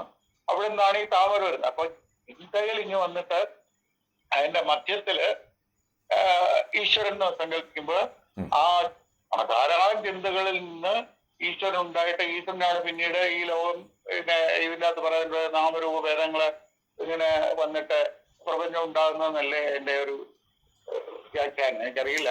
ഇപ്പൊ പത്മനാഭിയിലുള്ളവൻ, പത്മനാഭ ശബ്ദത്തെയാണോ പിന്നെ ഇത് ആധാരമാക്കിയാണോ ചിന്തിച്ചത്? അതല്ലേ ചിന്ത ഉണ്ടാകേണ്ട ഇവിടുന്നാണ്. അല്ല, പത്മം നാഭിയിലുള്ളവൻ എന്നാണോ? പത്മനാഭൻ. പത്മത്തിന്റെ നാഭിയിലുള്ളവൻ എന്നാണോ? അങ്ങനെ പല അർത്ഥങ്ങളില്ല. അത് പുരാണ കഥയിൽ നമ്മളിപ്പം അനന്തശായിയായിട്ടുള്ള വിഷ്ണു കിടക്കുന്നു, അതിന് പത്മത്തിൽ നിന്നും ബ്രഹ്മാവ് പോകുന്നു എന്നൊക്കെയുള്ള അത്തരം സംഗതികളുണ്ടല്ലോ, നാഭിയിൽ നിന്ന് പോകുന്നു. അപ്പോൾ അതിൻ്റെ സ്ഥൂലാർത്ഥമാണത്. അത് പിന്നെ വളരെ വിശദമായിട്ട് എനിക്ക് തോന്നുന്നു ശ്രീനാരായണ സ്മൃതിയിലാണെന്ന് തോന്നുന്നു, അതിലും ഗീതയുടെ ഒരു വ്യാഖ്യാനം ചെയ്തു തുടങ്ങിയതിലൊക്കെ ഈ പത്മനാഭ ശബ്ദം, കാരണം ഗീതയുടെ ധ്യാനത്തിൽ സ്വയം പത്മനാഭസ്യ മുഖപത്മാത് വിനിശ്രുത, അങ്ങനെയല്ലേ ധ്യാനത്തിലില്ലേ? ഗീത എവിടുന്ന് വന്നു എന്ന് ചോദിക്കുമ്പോൾ എങ്ങനെ ഗീതയുടെ ഉറവിടം എന്ത് എന്ന് പറയുമ്പോൾ ചോദിക്കുമ്പോൾ പത്മനാഭൻ്റെ മുഖത്തുനിന്ന് വന്നു. ഇപ്പോൾ ശ്രീകൃഷ്ണൻ അവിടെ പത്മനാഭൻ എന്ന് കണ്ടുകൊണ്ടാണ്. അപ്പോൾ അത് ആ പത്മനാഭ ശബ്ദം എങ്ങനെയാണ്? പത്മനാഭോ മരപ്രഭു തുടങ്ങിയ പത്മനാഭ ശബ്ദത്തിൻ്റെ അർത്ഥം ചിന്തിക്കുമ്പോൾ ഒരുപാട് പറയാനുണ്ട്. അത് വേണമെങ്കിൽ നമുക്ക് ഒരു പ്രത്യേക ഒരു സെഷൻ തന്നെ അതിന് വേണ്ടി എടുക്കാം. അപ്പോൾ അതിൽ കേവലം ഒരു നിമിഷം, ഇവിടെ പത്വം എന്നുദ്ദേശിക്കുന്നത്, നാഭി എന്നുദ്ദേശിക്കുന്നത് അതിന്റെ ഏറ്റവും ആരക്കാലുകൾ സമ്മേളിക്കുന്ന പോലെ അതിന്റെ സൂക്ഷ്മമായിട്ടുള്ള സെന്റർ. ഇവിടെ പത്മം എന്ന് ഉദ്ദേശിക്കുന്നത് സൂര്യചന്ദ്രന്മാരാണ് എന്നുള്ള കോൺസെപ്റ്റ് ശരിയല്ലേ? സൂര്യചന്ദ്രന്മാർ ഉൾപ്പെടുന്ന സമസ്ത പ്രപഞ്ചവും നിൽക്കുന്നത് അതിന്റെ പല പല സ്ഥലങ്ങളിലാണ്. നാഭിയിൽ എന്ന പോലെ പരമാത്മാവിന്റെ എന്നുള്ള അർത്ഥത്തിലല്ലേ അത്രേ ഉള്ളൂ. കാരണം അങ്ങനെ ഒരു നാഭി നമുക്ക് പരമാത്മാ അനന്തതയ്ക്ക് കൽപ്പിക്കാനാവില്ലല്ലോ. അനന്തതയ്ക്ക് ഒരു പ്രത്യേക സെന്റർ കൽപ്പിക്കാനാവില്ല. എല്ലാവരും അനന്തതയിൽ സെന്ററാണ്. ഇപ്പൊ എന്നെ തുടങ്ങി ഈശ്വരന്റെ ദൂരം വളർന്നു കഴിഞ്ഞാൽ തുല്യമായിരിക്കും. അങ്ങയെ തുടങ്ങി അങ്ങ് ഏതോ സ്ഥലത്തിരിക്കുകയാണ്, അങ്ങയെ തൊട്ട് കൂട്ടിയാലും എന്താണ്? കേന്ദ്രമാണ്. അനന്തത അതല്ലേ? സർവകേന്ദ്രമാണ് അനന്തത എന്ന് പറയുന്നത്. ഇവിടെ centre everywhere and circumference nowhere എന്നുള്ള കോൺസെപ്റ്റ് അല്ലേ? തീർച്ചയായിട്ടും അതാണ് ശരി. ബാക്കി നമ്മൾ കാണുന്നത് എന്താണ്? തത്കാലത്തേക്ക് എവിടെയെങ്കിലും തുടങ്ങണമല്ലോ വിവരണം. അതിനുവേണ്ടി ഏതിനെങ്കിലുമൊക്കെ സെൻറ്റർ ആക്കുന്നതേ ഉള്ളൂ. അത്രേ ഉള്ളൂ. ദേവതാ സങ്കല്പങ്ങളും അങ്ങനെ തന്നെയാണ് പോകുന്നത്. അപ്പം നമ്മൾ സൂര്യൻ പ്രധാനപ്പെട്ടതാണ്. അതുകൊണ്ട് സൂര്യനെ നമ്മൾ എന്ത് ചെയ്തു? ആദിത്യയെ ബ്രഹ്മദൃഷ്ടി ഉത്കർഷ. അത് എന്തുകൊണ്ട് ഈ ദേവതകൾ വരുന്നു, വേദവുമായിട്ട് അതിനുള്ള ബന്ധം എന്താ? അതാണല്ലോ നമ്മുടെ മുഖ്യ വിഷയം. ആദിത്യയെ ബ്രഹ്മദൃഷ്ടി ഉത്കർഷാത്. ആദിത്യൻ കൊള്ളാം. ആദിത്യൻ്റെ ഉപാസന അപ്പം വളരെയധികം എന്ത് ചെയ്തു? പ്രചരിച്ചു. പ്രതീക ഉപാസനകളിൽ വിഗ്രഹാരാധനയെ വേദം അംഗീകരിക്കുന്നില്ല. വിഗ്രഹാരാധന കൊണ്ട് യാതൊരു കാര്യവുമില്ല. അതായത് വിഗ്രഹാരാധന വേറെ കാര്യങ്ങൾക്ക് വേണ്ടി ഉപയോഗിക്കാം. ഞാൻ നേരത്തെ പറഞ്ഞില്ല, ഐക്കണോഗ്രഫിയുടെ തത്വം വേറെയാണ്, ഭാരതീയർ ഉപയോഗിച്ചിരുന്നതും വേറെയാണ്. അതിനെ നമുക്ക് നിഷേധിക്കാനാവില്ല. പക്ഷേ അത് വീട്ടിൽ വെച്ച് ഈശ്വരന് പകരം വെച്ച് പൂജിക്കണമെന്ന് ആരും പറഞ്ഞിട്ടില്ല. അത് വേറെ. അപ്പം അതേസമയം പ്രതീക ഉപാസന പറഞ്ഞിട്ടുണ്ട്. പ്രതീകോപാസനയെ വ്യാസൻ അംഗീകരിച്ചുകൊണ്ട് ബ്രഹ്മസൂത്രത്തിൽ ചർച്ചയും ചെയ്തിട്ടുണ്ട്. അപ്പോൾ അവിടെ ആ ചർച്ച ചെയ്യുന്ന പ്രകരണത്തിൽ ആദ്യം അംഗീകരിക്കുന്നത് ആദിത്യയെ ബ്രഹ്മദൃഷ്ടി, ആദിത്യനിൽ ബ്രഹ്മദൃഷ്ടി ആവാം, അഥവാ ഉണ്ട് എന്ന ഋഷികളുടെ പരമ്പരയിലുണ്ട്. ഋഷികൾ ആദിത്യനിൽ ബ്രഹ്മദൃഷ്ടി കാണുന്നു. എന്തുകൊണ്ട്? ഉത്കർഷാത്. മറുപടിയാ അതാവാം, ഉത്കർഷം കൊണ്ട്. എന്ന് വെച്ചാൽ സൃഷ്ടിയിൽ നമുക്ക് അനുഭവവേദ്യമായ പ്രപഞ്ചത്തിലെ ഏറ്റവും ഉത്കൃഷ്ടമായ, മനുഷ്യനെ സംബന്ധിച്ച് ഏറ്റവും ഉത്കൃഷ്ടമായ സൃഷ്ടി, ബ്രഹ്മത്തിൻ്റെ സൃഷ്ടി ആദിത്യനാണ്. അപ്പോൾ സൃഷ്ടിയുടെ ഏറ്റവും ഉത്കർഷാവസ്ഥയെ നോക്കിക്കൊണ്ട് സൃഷ്ടാവിനെ കുറച്ചുകൂടി നമുക്ക് കൂടുതൽ ആഴത്തിൽ മനസ്സിലാക്കാം, കുറച്ചുകൂടെ കൃത്യമായിട്ട് മനസ്സിലാക്കാം. ആദ്യത്തിനെ കാണുമ്പോൾ അനുഭാതി എന്നുള്ള അർത്ഥത്തിൽ തീർച്ചയായിട്ടും അതാണ് കാണുന്നത്. അപ്പം ആദിത്യനെ അല്ലല്ലോ ആരാധിക്കുന്നത്, ആദിത്യനെ കാണുമ്പോൾ അതായത് അനുഭാതി സർവം എന്ന് പറയുമ്പോൾ ഇന്നതത്ര സൂര്യോഭാതി എന്ന് പറയുന്നുണ്ടല്ലോ, അവിടെ സൂര്യൻ പ്രകാശിക്കില്ല, അനുഭാതി സർവം. പക്ഷേ സൂര്യനെ കാണുമ്പോൾ സൂര്യസ്യ സൂര്യ ഇത് തസ്യ ഉപനിഷത്ത്. സൂര്യനെ മനസ്സിലാക്കി, സൂര്യനുണ്ട് എന്ന് തിരിച്ചറിഞ്ഞിടത്താണ് ഉപനിഷത്ത് ഉണ്ടാകുന്നത്. സൂര്യസ്യ സൂര്യ ഇത് തസ്യ ഉപനിഷത്ത്. ആ കാഴ്ച കിട്ടാൻ വേണ്ടി പ്രതീകോപാസനയാവാം. അവിടെ ചിന്തിക്കണം, ബ്രഹ്മത്തിൻ്റെ ഈശ്വരൻ്റെ സൃഷ്ടിയെയാണ് നമ്മൾ എന്തായിട്ട് കാണുന്നത്? പ്രതീകമായിട്ട് കാണുന്നത്. നമ്മളുണ്ടാക്കിയ മനുഷ്യരുണ്ടാക്കിയ ആശാരിമൂശാരിമാരുണ്ടാക്കിയ വിഗ്രഹം, അതിലെങ്ങനെ ഇനി ഈശ്വരൻ വരുന്നത്? ഈശ്വരൻ ഉണ്ടാക്കിയ വസ്തുവിൽ ഈശ്വരനെ കാണാം. കാരണം എന്താണ്? സൃഷ്ടിയിലൂടെ സൃഷ്ടാവിലേക്ക് നമുക്ക് കടക്കാം. അത് ന്യായമാണത്. സൃഷ്ടിയെ അറിഞ്ഞു കഴിഞ്ഞാൽ സൃഷ്ടാവിൻ്റെ ഏതെങ്കിലും ഒരു സ്വഭാവ ഗുണത്തെയെങ്കിലും അറിയാൻ കഴിയും. അപ്പോൾ ആദിത്യൻ നമ്മുടെ സൃഷ്ടിയല്ല, അത് ബ്രഹ്മത്തിൻ്റെ ഈശ്വരൻ്റെ സൃഷ്ടിയാണ്. ആ നിലയ്ക്ക് ഈശ്വരൻ്റെ ഗുണഗണങ്ങളെ അത് അറിയിക്കുന്നുണ്ട് തീർച്ചയായിട്ടും. അതുകൊണ്ടാണ് അധിഷ്ഠാന ദേവതാ സങ്കല്പം വേദത്തിലോ അല്ലെ വൈദിക ഗ്രന്ഥങ്ങളിലോ ഉള്ളത്. ഏതൊരു പ്രാകൃതിക വസ്തുവിനെയും സൂക്ഷ്മമായിട്ട് നോക്കുമ്പോൾ അതിനൊരു അധിഷ്ഠാതൃ ദേവതാ ഭാവമുണ്ട്. അതാണ് 33 വൈദിക ദേവതകൾ എന്ന് പറഞ്ഞിടത്തെല്ലാം വരുന്ന അതാണ്. അപ്പം വസ്തുക്കൾ, നഷ്ടവസ്തുക്കൾ, അത് 8 ഉണ്ട്. ഭൂമി ഉൾപ്പെടെയാണ്. കാരണം എന്താണ്? വസിപ്പിക്കുക, വാസം നൽകുക, ജീവന്മാർക്ക് അനന്തകോടി ജീവന്മാരെ താങ്ങി അവരുടെ ഭോഗ അപവർഗമെല്ലാം പൂർത്തിയാകുന്നത് വരെയും ഒരു വ്യവസ്ഥ നൽകുക എന്നതാണ് വസുക്കൾ ചെയ്യുന്നത്. ആ വസുക്കൾ ആരുടെ സൃഷ്ടിയാ? ഈശ്വരൻ്റെ സൃഷ്ടിയാ. അവൻ വസിപ്പിക്കുക എന്ന കർമ്മം അവൻ ചെയ്യുന്നുണ്ട്. അതുകൊണ്ട് മുഖ്യ വസു ആരാണ്? അവനാണ്. അവനിലൂടെ ഇവരും വസുക്കളാവുന്നു. അപ്പോൾ അങ്ങനെ ആ വസുത്വം എന്ന് പറയുന്ന ഭാവം, വസിപ്പിക്കുക, വാസം നൽകുക, ആവാസ വ്യവസ്ഥയായിട്ട് നിലകൊള്ളുക, ഇക്കോസിസ്റ്റം ആകുക, അതിൻ്റെ പിന്നിൽ ഉള്ള ബുദ്ധി, ഇത്രയും വലിയ എത്ര നൂറ്റാണ്ടുകളായിട്ട്, എത്ര യുഗങ്ങളായിട്ട് ഇവിടെ എന്ത് ചെയ്തുകൊണ്ടിരിക്കുകയാണ്? മനുഷ്യർ എത്രയോ വന്നു പോവുക. അതേ ഉഷസ്, അതേ അതേ അതേ പിന്നെ സായാഹ്നം, അതേ രാത്രി, അതേ സൂര്യചന്ദ്രന്മാർ, അതേ ദിവ്യമായിട്ടുള്ള ഈ നക്ഷത്ര തേജോരാശികൾ, ഇതിങ്ങനെ ഈ ആവർത്തിച്ചുകൊണ്ടിരിക്കുന്ന ചക്രത്തിൽ അതിനൊരു ഊനവും വരുന്നില്ല. എല്ലാ ദിവസവും ഉഷസ് പുതിയതാണ്. പ്രഭാതം ഒരിക്കലും പഴയതാവുന്നില്ല. അപ്പോൾ ഈ വ്യവസ്ഥ, ആവാസ വ്യവസ്ഥ അതിഗംഭീരമാണ്. ഇതിനെ എത്ര കേടാക്കാൻ നോക്കിയാലും നമ്മളെ കേടാവുള്ളൂ. അത് വീണ്ടും എന്തുക? അത് സജീവമാകുക. അതാണ് ആ യജ്ഞീയം എന്ന് പറയുന്ന സങ്കല്പം നമുക്ക് വരുന്നത്. യജ്ഞബുദ്ധിയാ ലോകത്തെ കാണണമെന്ന് പറയുന്ന ആർഷ സങ്കല്പം വരുന്നത്. അപ്പോൾ ആ ക്രമത്തിൽ നമുക്ക് ഈശ്വരനെ കാണാം. ഏത്? സൃഷ്ടിയിലൂടെ. അതേസമയം നമ്മളുണ്ടാക്കിയ ഒരു കൽപ്പിത സൃഷ്ടിയിൽ ഈശ്വരൻ വന്നിരിക്കണമെന്ന് ശഠിക്കുന്നത് എന്തിനായോന്ന് എനിക്ക് മനസ്സിലാവുന്നില്ല. കാരണം നമുക്ക് ഒരു ഇലയിൽ പോലും ഈശ്വരനെ കാണാമല്ലോ. ഈശ്വരൻ്റെ അദ്ഭുതമായ കൈങ്കര്യം, സർജനശക്തി, അതും ഭാഗവത്തിലൊരിടത്തുണ്ട്. നിങ്ങൾക്ക് ഓർമ്മയുണ്ടോ എന്നറിയില്ല. നമ്മുടെ ഈ ഒരു ഒരു ഒരു കൽപ്പിത കഥയാണ്. നാരദനും ഭക്തന്മാർക്കിടയിലുള്ള സംവാദം. അതിൽ ഒരു വേദാന്തിയായ ഒരു ബ്രാഹ്മണന് അതുപോലെ ഒരു ചെരുപ്പ് കുത്തി. ഇവരടുത്തടുത്ത് ഒരു ഗ്രാമത്തിലിരിക്കുക, അതായത് ഏകഗ്രാമ വാസ്തവ്യരാണ്. അപ്പോൾ അവിടെയൊക്കെ കഥയാണ്, അതിനകത്ത് വേറെ ഒന്നുമില്ല, അതിനകത്ത് കാര്യം മാത്രം എടുത്താൽ മതി. നാരദൻ എപ്പോഴും ഇങ്ങനെ വിഷ്ണു ലോകത്ത് പോയി വരുന്ന ആളാണ്. രണ്ടിടത്തും, മർത്യലോകത്തും സഞ്ചാര സ്വാതന്ത്ര്യമുണ്ട്, ദേവലോകത്തും ഉണ്ട്, അതോടൊപ്പം വൈകുണ്ഠത്തിലും ഉണ്ട്. അപ്പോൾ വൈകുണ്ഠവാസിയാണത്. അപ്പോൾ ഈ നാരദന് ദേവലോകത്ത് പോകുന്നു, ഇവിടെ വരുന്നു, ഇങ്ങനെ നിരന്തരം ഈ ത്രിലോക സഞ്ചാരം അങ്ങനെ നടത്തിക്കൊണ്ടിരിക്കുമ്പോൾ ഒരു സ്ഥലത്ത് ഒരു വൈഷമ്യം അദ്ദേഹത്തിന് അനുഭവപ്പെട്ടു. വേദാന്തി ഇയോട് ഇങ്ങനെ സംസാരിച്ചപ്പോൾ വേദാന്തി അദ്ദേഹത്തോട് പറഞ്ഞു, വലിയ കഷ്ടമാണ്, ഞാൻ എത്ര കാലമായിട്ട് ഈ തത്വശാസ്ത്ര സഭറ്റി ചെയ്തുകൊണ്ടിരിക്കുകയാണ്, എത്ര കഷ്ടപ്പെട്ടാണ് ഈ വേദാന്ത ശാസ്ത്രത്തിൻ്റെ അനുസന്ധാനം ചെയ്തുകൊണ്ടിരിക്കുന്നത്. ഇതെല്ലാം കാരണം മുമുക്ഷുത്വമാണല്ലോ മുഖ്യമായിരിക്കുന്നത്. അപ്പോൾ അത്രയും കഷ്ടപ്പെട്ടിരിക്കുന്നത് എനിക്ക് എന്തുകൊണ്ട് മോക്ഷം കിട്ടുന്നില്ല? നീ ഇനി അവിടെ പോകുമ്പോൾ ഒന്ന് അറിഞ്ഞു പറഞ്ഞു തരണം, എനിക്കെപ്പോഴാണ് മോക്ഷം ഉണ്ടാകുന്നത്. അപ്പോൾ അതുപോലെ അങ്ങനെ സഞ്ചരിച്ചു കൂട്ടത്തിൽ മറ്റൊരു വൈഷമ്യം ഉണ്ടായി. കാരണം ഈ മരത്തിൻ്റെ ചുവട്ടിലിരുന്നുകൊണ്ടൊരു ചെരുപ്പ് കുത്തി ജോലി എടുക്കുന്നുണ്ട്. അപ്പോൾ അദ്ദേഹത്തിന് ഇങ്ങനത്തെ ഒരു ശങ്കയില്ല. അപ്പം ശങ്കയില്ലാത്ത നിലയിൽ അദ്ദേഹം കുശലം ചോദിക്കുകയാണ്, എങ്ങനെ നീ പോകുന്ന ബാക്കിയുള്ള സ്ഥലങ്ങളിൽ ദേവലോകത്തും ഈശ്വരനും ഒക്കെ സുഖം തന്നെയോ എന്നിങ്ങനെ കുശലപ്രശ്നം ചെയ്യുന്നു. ഈശ്വരന് സുഖം തന്നെയോ എന്നുള്ള ചോദ്യം അർത്ഥമില്ല, എന്നാലും കുശലപ്രശ്നത്തിൻ്റെ രൂപത്തിൽ അതങ്ങനെ ചോദിച്ചു. അപ്പോൾ ഇദ്ദേഹത്തിനാകെ ആശങ്ക. ഇദ്ദേഹം നേരെ എന്ത് ചെയ്തു? മറ്റെല്ലാ ലോകത്തിലെ യാത്ര നിർത്തിയിട്ട് നേരെ ബ്രഹ്മസ്വരൂപത്തിലേക്ക് തന്നെ, അല്ലെ വൈകുണ്ഠത്തിലേക്ക് തന്നെ പോയിട്ട് ഭഗവാന്റെ മുമ്പിൽ ഈ പ്രശ്നം അവതരിപ്പിക്കുക. ഇങ്ങനെ രണ്ട് വിഷയം എനിക്ക് വന്നു, ഇതിലാർക്കാണ് മോക്ഷം കിട്ടുക? ആദ്യം ഭഗവാനോട് നേരിട്ട് ചോദിക്കുക, മോക്ഷദാതാവിനോട് നേരിട്ട് ചോദിക്കുക. അപ്പോൾ അദ്ദേഹം ഇതെല്ലാം അന്വാഖ്യാനമെന്ന് കണ്ടാൽ മതി, അല്ലെങ്കിൽ എന്താ അന്യാപദേശം എന്ന് കണ്ടാൽ മതി. ഈശ്വരൻ്റെ ദൃഷ്ടി എന്തായിരിക്കുമെന്ന് ഊഹിച്ചിട്ട് ആ കവി എഴുതുന്നതായിരിക്കണം.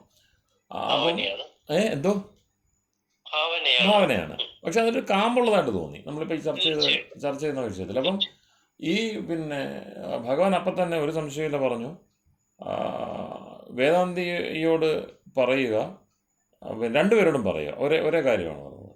ഞാനിപ്പോൾ തിരക്കിലാണ്, ഒരു സൂചിക്കുഴയിലൂടെ ഒരു ആനയെ കടത്തുന്ന കർമ്മത്തിലാണ്. സൂചിയുടെ ചെറിയ ഇട്ടാവട്ടം ഉണ്ടല്ലോ, അതിലൂടെ ഒരു ആനയെ കടത്തുന്ന ഒരു ബദ്ധപ്പാടിലാണ്. ഇത് പൂർത്തിയാകുന്നവരെ മോക്ഷം ഉൾപ്പെടെയുള്ള ഒരു ലൗകിക കാര്യങ്ങൾ ഞാൻ ചെയ്യില്ല. നിങ്ങൾക്ക് അത് നീ അവിടെ പറയാൻ പറഞ്ഞു, സന്ദേശമായിട്ട് നൽകാൻ പറഞ്ഞു. അപ്പോൾ ഇതേ കൂടെ എന്ന് പറഞ്ഞു. വേദാന്തി തർക്കം ആരംഭിച്ചു. അതിൻ്റെ സാധ്യതകളെ അസാധ്യതകളെയൊക്കെ പറ്റി സ്വാഭാവികമായിട്ടും അദ്ദേഹം എന്ത് ചെയ്തു? ഈ പ്രവചനം ചെയ്തു. അപ്പം അസാധ്യമായൊരു കർമ്മം മണ്ടന്മാർ മാത്രമേ തുനിയുകയുള്ളൂ, അപ്പോൾ ഈശ്വരന് അതിൻ്റെ ആവശ്യമില്ല, അത്തരം മണ്ടത്തരം ഈശ്വരനില്ല, അതുകൊണ്ട് ഈ കർമ്മം അദ്ദേഹം ചെയ്യത്തില്ല എന്ന് തീർത്ത് പുള്ളി വാദിച്ചുറപ്പിച്ചു. അടുത്ത ആളുടെ അടുത്തേക്ക് നാരദൻ പോയി. പിന്നെ അപ്പം ഈ ആൽവൃക്ഷത്തിൻ്റെ താഴെ ഇരിക്കുന്ന ആണ് ഈ നിരന്തരം ഈ കർമ്മം ചെയ്യുന്ന ഈ ചെരുപ്പ് കുത്തി. അപ്പോൾ ചെരുപ്പ് കുത്തി ഇപ്പോൾ ഈ ആലിൻ കായ് ഇങ്ങനെ വീണുകൊണ്ടിരിക്കുന്ന നിരന്തരം കാണുന്നതാണ്. അപ്പോൾ ഇയാളത് അത്ഭുതപ്പെടുത്തിയിട്ടുണ്ട്. ഈ ആലിൻ്റെ കായ് പൊളിച്ച് നോക്കുമ്പോൾ അതിനകത്തൊന്നുമില്ലല്ലോ, ഒരു ചെറിയൊരു നൂല് പോലൊരു സാധനം ഇരിക്കുന്നതല്ലാതെ ഒന്നുമില്ല. ഈ ഉള്ളി പൊളിക്കുന്നതിനേക്കാളും കഷ്ടമാണ് ആലിൻ്റെ ഇത്. അപ്പം ആൽമരം ഇതിനകത്തിരിക്കുന്നു എന്നുള്ള ബോധം അയാൾക്കുണ്ടല്ലോ, കാരണം ഇതിട്ട് കഴിഞ്ഞാൽ വീണ്ടും ആലാകുന്നുണ്ടല്ലോ. അപ്പോൾ അദ്ദേഹത്തിന് അപ്പോൾ തന്നെ പെട്ടെന്ന് തന്നെ ഹസിച്ചുകൊണ്ട് ചിരിച്ചുകൊണ്ട് അദ്ദേഹം പറയുകയാണ്, വിത്തിനുള്ളിൽ, ഈ പറയുന്ന കുഞ്ഞു വിത്തിനുള്ളിൽ ഇത്രയും മഹാവൃക്ഷത്തെ 1000 വർഷം വരെ കഴിയാൻ പിന്നെ കെൽപ്പുള്ള വൃക്ഷത്തെ നേരത്തെ തന്നെ ഒളിപ്പിച്ചിട്ട് ആ സാമർഥ്യം അദ്ദേഹം കാണിച്ചിട്ടുണ്ടല്ലോ. എന്താണ് പുതിയതായിട്ട് ഈ ഒരു ഉദ്യമം എന്ന് പറഞ്ഞ് അതിനെ അദ്ദേഹം തള്ളിവിട്ടു. അപ്പോൾ ഇത് രണ്ടും അവിടെ പറഞ്ഞു. വീണ്ടും നാരദൻ അവിടെ പോയി റിപ്പോർട്ട് ചെയ്തു, ഈ യുഗത്തിൽ ഏതായാലും ഇവന് ഈ വേദാന്തിക്ക് എന്തില്ല, മോക്ഷമില്ല, മറ്റേയാൾക്ക് താമസിക്കാതെ കൊടുക്കുന്നതാണ് എന്ന് ഭഗവാൻ പ്രഖ്യാപിക്കുകയും ചെയ്തു എന്നാണ് കഥയുടെ ചുരുക്കം. അപ്പോൾ നമ്മൾ പറഞ്ഞു വന്നത് സത്യസ്യ സത്യമിതി തസ്യ ഉപനിഷത്ത്, കാണുന്ന കാഴ്ച മായയാണ് പിന്നെ എന്ന് പറഞ്ഞ് ഇരിക്കരുത്. നമ്മുടെ ചോദ്യത്തിൻ്റെ മറ്റൊരു സാധനമാണ് ഓരോരുത്തരുടെയും ലോകം അത് വൈയക്തികമാണ്. മായാവാദത്തെ സപ്പോർട്ട് ചെയ്തുകൊണ്ട് മൂർത്തി സാറ് സംസാരിച്ചു. ഞാൻ ദേവതാവാദത്തിലേക്ക് വരാം. ഇപ്പം തത്കാലം ഈ ഒരു അതൊന്ന് ബന്ധപ്പെട്ടതായതുകൊണ്ട് അതൊന്നും പറയാം. അതായത് സത്യം എല്ലാ കാലത്തിലും എല്ലാവർക്കും ഒന്നായിരിക്കണമല്ലോ. അങ്ങനെയെങ്കിൽ ലോകം എന്നത് മിഥ്യയല്ലേ? കാരണം വൈയക്തികമായ കാഴ്ചകളാണ് നമ്മൾ ലോകമെന്ന് പറഞ്ഞ് കൊണ്ടു നടക്കുന്നത്. ആ വൈയക്തികമായ കാഴ്ചകൾ ആ വ്യക്തിയോടുകൂടി തീരും, അല്ലെങ്കിൽ താൽക്കാലികമാണ്. അപ്പം മായാവാദം ശരിയല്ലേ എന്നതാണ് അതിനകത്തൊരു ചോദ്യം. കാഴ്ചകൾ മാറുന്നതനുസരിച്ച് മാറുന്ന ലോകത്തെ ഒരിക്കലും നമുക്ക് മിഥ്യ എന്ന് പറയാൻ കഴിയില്ല. മിഥ്യ എന്ന് പറഞ്ഞാൽ താത്കാലിക സത്യമെന്നാണ് അർത്ഥം, മിഥ്യ ഇല്ലാത്തതെന്നല്ല. ശങ്കര വേദാന്തം അനുസരിച്ച് തന്നെ മിഥ്യ എന്ന് പറഞ്ഞാൽ ഇല്ലാത്തതെന്നല്ല, അത് ആളുകൾ തെറ്റിദ്ധരിച്ചിരിക്കുന്നതാണ്. വ്യാവഹാരിക അസ്തിത്വമുള്ള, കാണാൻ കഴിയുന്ന, അനുഭവിക്കാൻ കഴിയുന്ന വ്യാവഹാരിക ലോകത്തെയാണ് മിഥ്യ എന്ന് പറഞ്ഞത്. ഒരു സാങ്കേതിക ഒരു ടെക്നിക്കൽ ടേമാണ്. അപ്പം മിഥ്യ എന്ന് പറയുന്നത് തെറ്റ് ഇല്ലാത്തത് എന്നല്ല. മിഥ്യാദർശനം ആരോ അതൊക്കെ വേറെ കാര്യം. ജഗത്ത് മിഥ്യയാണെന്ന് പറയുമ്പോൾ പലരുടെയും ധാരണ ജഗത്തില്ലെന്നാണ്. ജഗത്തില്ലെന്നല്ല, ജഗത്ത് നിശ്ചയമായിട്ടും ഉണ്ട്. ഇല്ലെങ്കിൽ ജഗത്തെന്നൊരു പേര് ഒരിക്കലും ശാസ്ത്രം കൊടുക്കത്തില്ല. ഇല്ലാത്തതിന് പേര് കൊടുക്കുന്ന തൊഴിൽ ആർക്കില്ല? ശാസ്ത്രത്തിനില്ല. ഉള്ളതിൻ്റെ പേര്, ഉള്ളതിന് മാത്രമേ ശാസ്ത്രത്തിൽ നാമമുള്ളൂ. അപ്പോൾ ശാസ്ത്രത്തിൽ നാമം വന്നിട്ടുണ്ടെങ്കിൽ അത് പരിഗണനീയമാണ് എന്നർത്ഥം. അത് വ്യാവഹാര്യമാണ്, വ്യവഹരിച്ചേ മതിയാകൂ, അതിനെപ്പറ്റി നിങ്ങൾ സംസാരിച്ചേ മതിയാകൂ. അപ്പം ശങ്കരവേദാന്തി ഉൾപ്പെടെ കേവലാദ്വൈതി ഉൾപ്പെടെ ആരും ജഗത്ത് ജീവൻ, ഈശ്വരൻ, ഈ 3 വിഷയങ്ങളിലും അവരുടെ അഭിപ്രായം മുന്നോട്ട് വെച്ചേ മതിയാകൂ. നാലാമതൊരു വസ്തുവിനെ പറ്റി അവർക്ക് സംസാരിക്കാനില്ല. നമ്മൾ ചിന്തിക്കേണ്ടതാണ്. എത്ര ദേവതയുണ്ട്? ഒരുപാട് ദേവതയുണ്ട്. ഹിരണ്യഗർഭാദികളുടെ ഒക്കെ അതെല്ലാം നാമങ്ങളാണ്. വളരെ കൃത്യമായിട്ട് ശങ്കരാചാര്യ തന്നെ ഇപ്പം ആ ചോദ്യം വന്നത് പിന്നെ ഹിരണ്യഗർഭാദികളൊക്കെ ഈ മായാലോകത്തിൻ്റെ ഭാഗമെന്നാണ് വേദാന്തികൾ, നവീന വേദാന്തികൾ വ്യാഖ്യാനിക്കുന്നത്. അപ്പോൾ അവിടെ നമ്മൾ നേരത്തെ പറഞ്ഞ ആ മിഥ്യാവാദം ഉൾപ്പെടെയുള്ള സംഗതികളെല്ലാം തെറ്റിദ്ധരിച്ച്, മിഥ്യ ഉൾപ്പെടെയുള്ള ശബ്ദങ്ങളെ, മായ ഉൾപ്പെടെയുള്ള ശബ്ദങ്ങളെ, അതിൻ്റെ വൈദികതയെ തെറ്റിദ്ധരിച്ചുകൊണ്ട് ഏറെക്കാലം ഒരുപാട് മതസമ്പ്രദായങ്ങൾ ഉണ്ടായി. അത് ഇരുട്ടിൻ്റെ സന്തതികളാണ്. നേരത്തെ പറഞ്ഞ ഡാർക്ക് ഏജസ്. പിന്നെ മാഷ് സൂചിപ്പിച്ച പോലെ 5-ാം നൂറ്റാണ്ടിൽ റോം തകരുന്നതോടൊപ്പം ഇവിടെയും ആ ഇരുട്ട് വ്യാപിക്കുക. അതിന് മുമ്പില്ല. കാരണം ഏതാണ്ട് കാലത്താണ് ഈ ഇരുട്ട് വ്യാപിക്കുന്നത്. 5-ാം നൂറ്റാണ്ടിന് ശേഷമാണ് ഇരുട്ട് അത്രയും വ്യാപകം.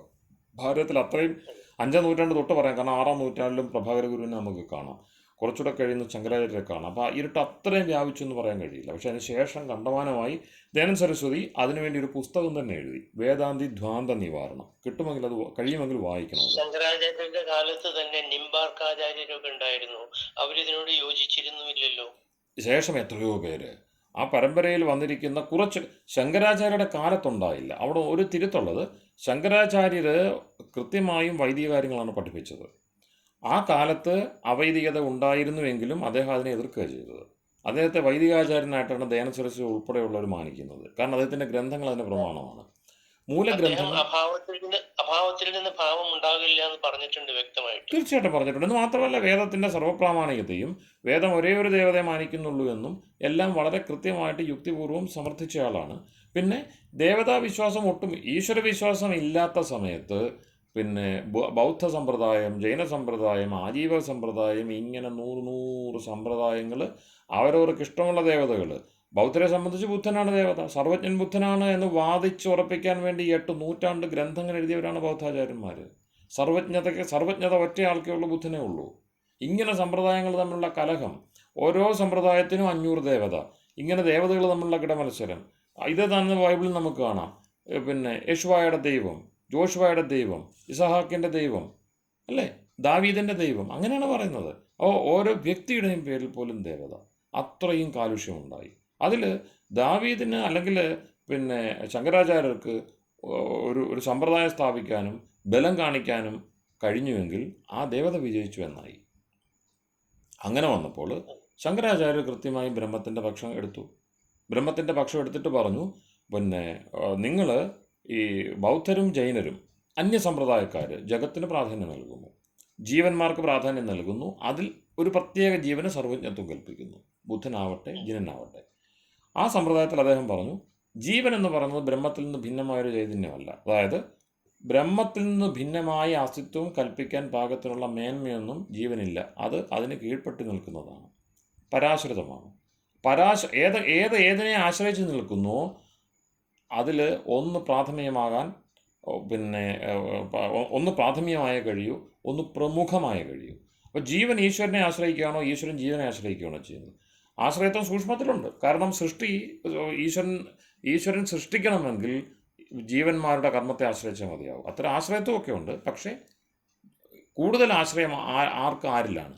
ജീവന് ഈശ്വരനാണോ, ഈശ്വരന് ജീവനോടാണോ? തിരിച്ചാണല്ലോ. ജീവൻ ഈശ്വരനെ ആശ്രയിക്കുന്നു. ഏതിനെ ആശ്രയിക്കുന്നു അത് പ്രാഥമികം, പ്രമുഖം. അതുകൊണ്ട് ജീവോ ബ്രഹ്മൈവ ന അപര. ജീവനാണ് പ്രാധാന്യമുള്ളത്, ബ്രഹ്മത്തിനാണ് പ്രാധാന്യം, പിന്നെ ജീവനല്ല. പിന്നെ നിങ്ങൾ പറഞ്ഞ ലോകമാണ്. അതായത് അനത്ത എന്ന് ബുദ്ധമതം പറയും. ബുദ്ധദർശനമുള്ള ബുദ്ധചിന്ത അനത്ത എന്ന് പറയും. ആത്മാവിന് അത്ത എന്നാണ് ഈ പ്രാകൃത പാലി ശബ്ദം. അനത്ത, അനാത്മാവ്. അപ്പം ആത്മാവല്ലാത്ത വസ്തു വളരെ പ്രധാനപ്പെട്ടതാണ്. കാരണം സാങ്കേദർശനവും മറ്റും പ്രധാനം എന്ന് തന്നെ വിളിക്കുന്നുണ്ട്. അപ്പം പ്രകൃതി പ്രധാനം. സാങ്കേതിൻ്റെ ആ നിരീശ്വരമായിട്ടുള്ള വഴി പ്രധാനം. ആ വാക്ക് തന്നെ നോക്കിക്കോ. മുഖ്യസത്ത ഈശ്വരനല്ല, മറിച്ച് പ്രകൃതിയാണ്. ഇന്നും സയൻസ് അതിൻ്റെ വഴിയിലാണ് പോകുന്നത്. സയൻസ് എന്ന് പറയുന്ന സാമഗ്രി ഇന്നും അതിൻ്റെ വഴിയിലാണ് പോകുന്നത്. മുഖ്യസത്ത പ്രകൃതിയാണെന്നാണ് അവർ മുന്നോട്ട് വെക്കുന്നത്. അപ്പോൾ പ്രധാന വാദികൾ, അതുകൊണ്ടാണ് ശങ്കരാചാര്യരുടെ വേദാന്തത്തിലെ പ്രധാനമല്ലൻ സാഖ്യനാണെന്ന് പറഞ്ഞതിന് കാരണം അതാണ്. സാഖ്യ ദർശനമല്ല. അന്നത്തെ സാഖ്യാചാര്യന്മാർ ഇന്നത്തെ സയൻറ്റിസ്റ്റുകളെ പോലെ എന്തു ചെയ്തിരുന്നു? അവർ പ്രകൃതിയാണ് മുഖ്യം, പ്രകൃതിയെ ആശ്രയിച്ചല്ലാതെ മനുഷ്യൻ ജീവിക്കാനാവത്തില്ല, അതുകൊണ്ട് പ്രകൃതിയിൽ കിടന്ന് നിങ്ങൾ പോരാടിക്കൊള്ളുക, പ്രകൃതിയെ വെല്ലുവിളിക്കുക, അതിനെ വിജയിക്കുക, അതിൽ മിടുക്കരാവുക. അങ്ങനെ ഇങ്ങനെ വാദിച്ച പ്രധാന മല്ലന്മാരായിട്ടുള്ള സാഖ്യന്മാർ ഈ സാഖ്യ സിദ്ധാന്തത്തെ ഊന്നിക്കൊണ്ട് അല്ലെങ്കിൽ ഊന്നുവടിയാക്കിക്കൊണ്ട് പ്രവർത്തിച്ച ബൗദ്ധ സമ്പ്രദായം, ജൈന സമ്പ്രദായം. ബുദ്ധൻ ആസുരി എന്ന് പറയുന്ന സാഖ്യ ആചാര്യരിൽ നിന്ന് ദീക്ഷ എടുത്തതായിട്ട് പിടകങ്ങളിലും മറ്റും കാണാം. അപ്പം സാഖ്യ ദർശനം അതിൻ്റെ പിന്നിലുണ്ടായിരുന്നു. നമ്മൾ 6ാം നൂറ്റാണ്ടിനടുത്ത് 6നും 8നും ഇടയ്ക്കുണ്ടായ ബൗദ്ധ കൃതിയാണ് നമ്മളുടെ തമിഴിലെ കൂലവാണിയൻ ചാത്തനാരുടെ മണിമേഖലൈ. അപ്പം മണിമേഖല എന്ന് പറയുന്ന ആ കൃതിയിൽ ഈ വിഷയങ്ങളിൽ നിരീശ്വര സാഖ്യം, ചേശ്വര സാഖ്യം എന്ന് പറഞ്ഞ് ശേശ്വര സാഖ്യം, നിരീശ്വര സാഖ്യം 2 പദ്ധതി ഉണ്ടെന്ന് അക്കാലത്തേക്ക് സാഖ്യവുണ്ടായി. സാഖ്യത്തെ സംബന്ധിച്ച് പുരുഷനെ ഈശ്വരനെ മാനിക്കാതെ മുന്നോട്ട് പോകാനേ ആവില്ല. അതാണ് യോഗദർശനത്തിൽ പതഞ്ജലി അടയാളപ്പെടുത്തിയിരിക്കുന്നത്. ഇത് യുക്തശാസ്ത്രങ്ങളാണല്ലോ സാഖ്യവും യോഗവും. അതിൽ പതഞ്ജലിയുടെ അഭിപ്രായവും കപിലിൻ്റെ അഭിപ്രായവും രണ്ടാവത്തില്ല. കാരണം സാഖ്യത്തിൻ്റെ നിയമങ്ങളിന്മേലുള്ള ഒരു പ്രയുക്ത അപ്ലൈഡ് സയൻസാണ് പതഞ്ജലിയുടെ യോഗശാസ്ത്രം എന്ന് പറയുന്നത്. അപ്പോൾ അവിടെ ഈശ്വരനുണ്ട്, അത് കൃത്രിമമായിട്ട് വരുന്നതല്ല. അതേ ഈശ്വരനെ സഹി സർവവിത് സർവകർത്ത എന്ന് പറഞ്ഞ് എന്ത് ചെയ്തിട്ടുണ്ട്? കപിലൻ സ്ഥാപിച്ചിട്ടുണ്ട്. സഹി സർവവിത് സർവകർത്ത, എല്ലാം അറിയുന്ന, എല്ലാം ചെയ്യാൻ കഴിയുന്ന ഒരു വസ്തു നമുക്കിടയിൽ ഉണ്ടായാൽ മതിയാവും. നമുക്ക് എല്ലാ കർമ്മങ്ങളെയും എല്ലാ കാര്യങ്ങളെയും പ്രപഞ്ചത്തിൻ്റെ ഓർഡറുകൾ, വ്യവസ്ഥകൾ, മര്യാദകൾ, ഇതിനെയൊന്നും എക്കാലത്തേക്ക് നമുക്ക് നിയന്ത്രിക്കാനാവത്തില്ല. ഒരു വ്യക്തിക്കും ആകത്തില്ല, ഒരു രാഷ്ട്രത്തിനും ആകത്തില്ല, ഒരു ശക്തിക്കും ആകത്തില്ല. ഡിസോർഡർ ആയാലും എന്ത് ചെയ്യും? ഒരു സുപ്രഭാതത്തിൽ നമ്മൾ ഉയർത്തിക്കൊണ്ടുവന്ന കർമ്മകാണ്ഡം മുഴുവനും, ഒരു രാഷ്ട്രം, ഭൂലോകം മുഴുവനും ഉയർത്തിക്കൊണ്ടുവന്നത് ഒരു സുപ്രഭാതത്തിൽ തകർന്നടിഞ്ഞു പോവുക. അപ്പോൾ അത്തരത്തിലുള്ള വലിയ വലിയ പിന്നെ പ്രാകൃതിക മാറ്റങ്ങളെ നമുക്ക് നിയന്ത്രിക്കാനാവില്ല. അപ്പോൾ അത് കൈകാര്യം ചെയ്യാനൊരു ശക്തി ഉണ്ടായാൽ മതിയാവും. നിങ്ങൾ അതിന് എന്ത് പേര് വേണമെങ്കിലും വിളിച്ചു. പ്രപഞ്ചത്തിൽ ഇന്നും നിങ്ങൾ കാണുന്ന ഈ സിസ്റ്റത്തെ നിങ്ങൾ മാനിക്കുന്നു. ഇത് മായയല്ല, മറിച്ച് ഇത് പ്രപഞ്ചത്തിൻ്റെ നിയമബദ്ധമായൊരു സംവിധാനമാണ് എന്ന് നിങ്ങൾ മാനിക്കുന്നുവെങ്കിൽ, അതായത് നിങ്ങൾ ശുദ്ധ ഭൗതികവാദികളാണെങ്കിൽ നിങ്ങൾ സർവജ്ഞനായൊരു വസ്തുവിനെ അംഗീകരിച്ചേ പറ്റുള്ളൂ. ഇതാണ് സാഖ്യം മുന്നോട്ട് വെക്കുന്നത്. അപ്പോൾ സഹി സർവവിത്ത് സർവകർത്ത എന്നാണ് പറയുന്നത്. അതിനനുസരിച്ച് പ്രമാണത്തെ നിങ്ങൾ വികസിപ്പിച്ചോളൂ. അതുകൊണ്ടാണ് പ്രത്യക്ഷ പ്രമാണത്തെപ്പറ്റി പറയുമ്പോൾ ഈ കാണുന്ന പ്രമാണത്തെ നമ്മൾ കണ്ണുകൊണ്ട് കാണുന്നതിനെ പ്രത്യക്ഷമെന്ന് എണ്ണി ചുരുക്കി കളയരുതെന്നാണ് സാങ്കേദർശനം പറയുന്നത്. അപ്പോൾ അതുകൊണ്ടാണ് ഈശ്വരാസിദ്ധേ, ഇന്ന് കാണുന്ന പ്രത്യക്ഷം ഇന്ദ്രിയ പ്രത്യക്ഷമാണ് നിങ്ങൾ പറയുന്നത്. അതല്ല, മറിച്ച് അകക്കണ്ണുകൊണ്ട് കാണുന്ന കാഴ്ചയുണ്ട്. യോഗിയുടെ ബാഹ്യ ആഭ്യന്തര പ്രത്യക്ഷത്തെ ഉൾക്കൊള്ളുവാൻ വേണ്ടി പ്രത്യക്ഷത്തിൻ്റെ പരിഭാഷ വിസ്തരിക്കുകയാണ് സാഖ്യം ചെയ്യുന്നത്, റിയൽ സാഖ്യം ചെയ്യുന്നത്. അവിടെയാണ് ഈശ്വരാസിദ്ധ എന്നുള്ള സൂത്രം. ഈ നാസ്തികന്മാർ മുഴുവനും പിൽക്കാലത്ത് വൃത്തി എഴുതിയവർ, അനിരുദ്ധ വൃത്തി തുടങ്ങിയുള്ള നാസ്തികന്മാരുടെ വൃത്തിയുണ്ട്. അവരെന്ത് ചെയ്തു? ഈശ്വരൻ ഇല്ലാത്തതിനാൽ എന്നർത്ഥമെടുത്തു. ഈശ്വരൻ്റെ സിദ്ധി ഉണ്ടാകാത്തതിനാൽ. കാരണം ഏറ്റവും പ്രധാനമാണ്, ഈ പ്രപഞ്ചത്തെ നോക്കുമ്പോൾ ഇതിൻ്റെ ഡിസൈനറെ കാണാൻ കഴിയണം. അതാണ് അകക്കണ്ണ്. ഒരു ഇലയെ നോക്കുമ്പോൾ അതിൻ്റെ പിന്നിലുള്ള ബുദ്ധി, അത് മരം ഉണ്ടാക്കിയതല്ല. ഇല്ല, മരം ഉൾപ്പെടുന്ന ആ സിസ്റ്റം നേരത്തെ പറഞ്ഞ പോലെ പിന്നെ ആൽവിത്തിനെ കണ്ടാൽ അതിൽ ആൽമരത്തെ ഒളിപ്പിക്കാൻ കഴിയുന്ന ബുദ്ധിയെ കാണാതെ എന്ത് പിന്നെ യുക്തിവാദിയാണെന്നാണ് പറയുന്നത്. ചുമ്മാ അതുണ്ടായി വരുമോ? ലാവിൽ ഉണ്ടാക്കാൻ കഴിഞ്ഞോ? ഏതെങ്കിലും ലാവിൽ നമ്മളെല്ലാവരുടെ ചേർന്ന് 600 കോടി ആളുകളുടെ ചേർന്ന് നിരീശ്വരവാദം തെളിയിക്കാൻ വേണ്ടി നമുക്ക് പ്രയത്നിക്കാം. ഒരു ഇല ഉണ്ടാക്കട്ടെ, ഒരു ചെറിയ ഇല, ഒരു വേര്, എന്തെങ്കിലും ഒന്നും ഉണ്ടാക്കട്ടെ സജീവമായത്. പറ്റില്ല, അനുകരിക്കാനേ പറ്റുള്ളൂ. സഹി സർവവിത്ത് സർവകർത്ത എന്ന് സ്ഥാപിക്കുക. അപ്പം പ്രത്യക്ഷത്തിൻ്റെ നിർവചനം പറയുമ്പോൾ സാഖ്യം ഷഠിക്കുകയാണ് ഈശ്വരനെ കൂടി ഉൾക്കൊള്ളുന്ന നിലയിൽ. ഇത് ഈ പ്രത്യക്ഷം കാണുമ്പോൾ ഈശ്വരനെ കൂടി കാണാൻ കഴിയുന്ന നിലയിൽ പിന്നെ നിർവഹിച്ചാൽ മാത്രമേ അത് ഋഷിയുടെ പ്രത്യക്ഷമാവുകയുള്ളൂ എന്ന് നിഷ്കർഷ വെച്ച സാഖ്യദർശനം നിരീശ്വരമാണെന്ന് പറഞ്ഞാണ് പിന്നീട് പ്രചരിപ്പിക്കുന്നത്. ഇതൊക്കെയാണ് സമ്പ്രദായ കാലുഷ്യങ്ങൾക്ക് കാരണം. ദയാനന്ദ സരസ്വതി അവിടെയാണ് ഇത് എല്ലാത്തിലും വന്നോട്ടെ, വേദാന്തത്തിൽ വന്ന തീർന്നു. കാരണം ഈശ്വരനെ പഠിപ്പിച്ചുറപ്പിക്കുന്ന വേദം എന്താണോ പറയുന്നത്, വേദത്തിൻ്റെ മുഖ്യ താല്പര്യം ഈശ്വരനിലാണ്. ജീവനുണ്ട്, പ്രകൃതിയുണ്ട്, ഈശ്വരനുമുണ്ട്, തർക്കമൊന്നുമില്ല. ഇത് ശങ്കരാചാര്യർ ഉൾപ്പെടെ കേവലാദ്വൈതത്തിൻ്റെ ഏറ്റവും വലിയ ആചാര്യന്മാരും ഈ 3 സത്തകളുടെ ചിന്ത ചെയ്യാതിരുന്നിട്ടില്ല. ശങ്കരാചാര്യരുടെ ഒരു അസ്ഥിച്ച ആദിത്യാദിച്ച ശരീരാഭിമാനി ജീവേഭ്യോ അന്യ ഈശ്വരോ അന്തര്യാമി എന്ന് പറയുന്നത്. അപ്പൊ അവിടെ അസ്ഥിച്ച ആദിത്യാദിച്ച ശരീരാഭിമാനി ജീവേഭ്യോ അന്യ ഈശ്വരോ അന്തര്യാമി, അത് ത്രൈതമാണല്ലോ, ശുദ്ധമായ. അതുകൊണ്ടാണല്ലോ അദ്ദേഹത്തെ വൈദികാചാരൻ എന്ന് പറയുന്നത്. എത്രയോ പ്രമാണങ്ങൾ പറയാൻ കഴിയും. അത് അന്യമാണ്. ഭേദവ്യവദേശാച്ഛാന്യ, അത് വേറെ. നേതരോ ഭേദവ്യവദേശാച്ച, അഭേദവ്യവദേശം എന്ന് എവിടെയെങ്കിലും പറയുന്നുണ്ടോ?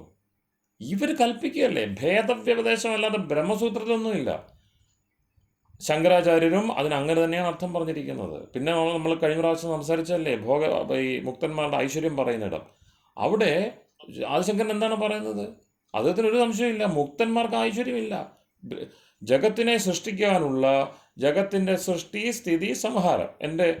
നേരത്തെ ഞാൻ ഇതിന് നമ്മുടെ ഈ ചർച്ചയിൽ പരിഗണിക്കുന്ന പ്രധാനപ്പെട്ട ഒരു ചോദ്യമാണത്.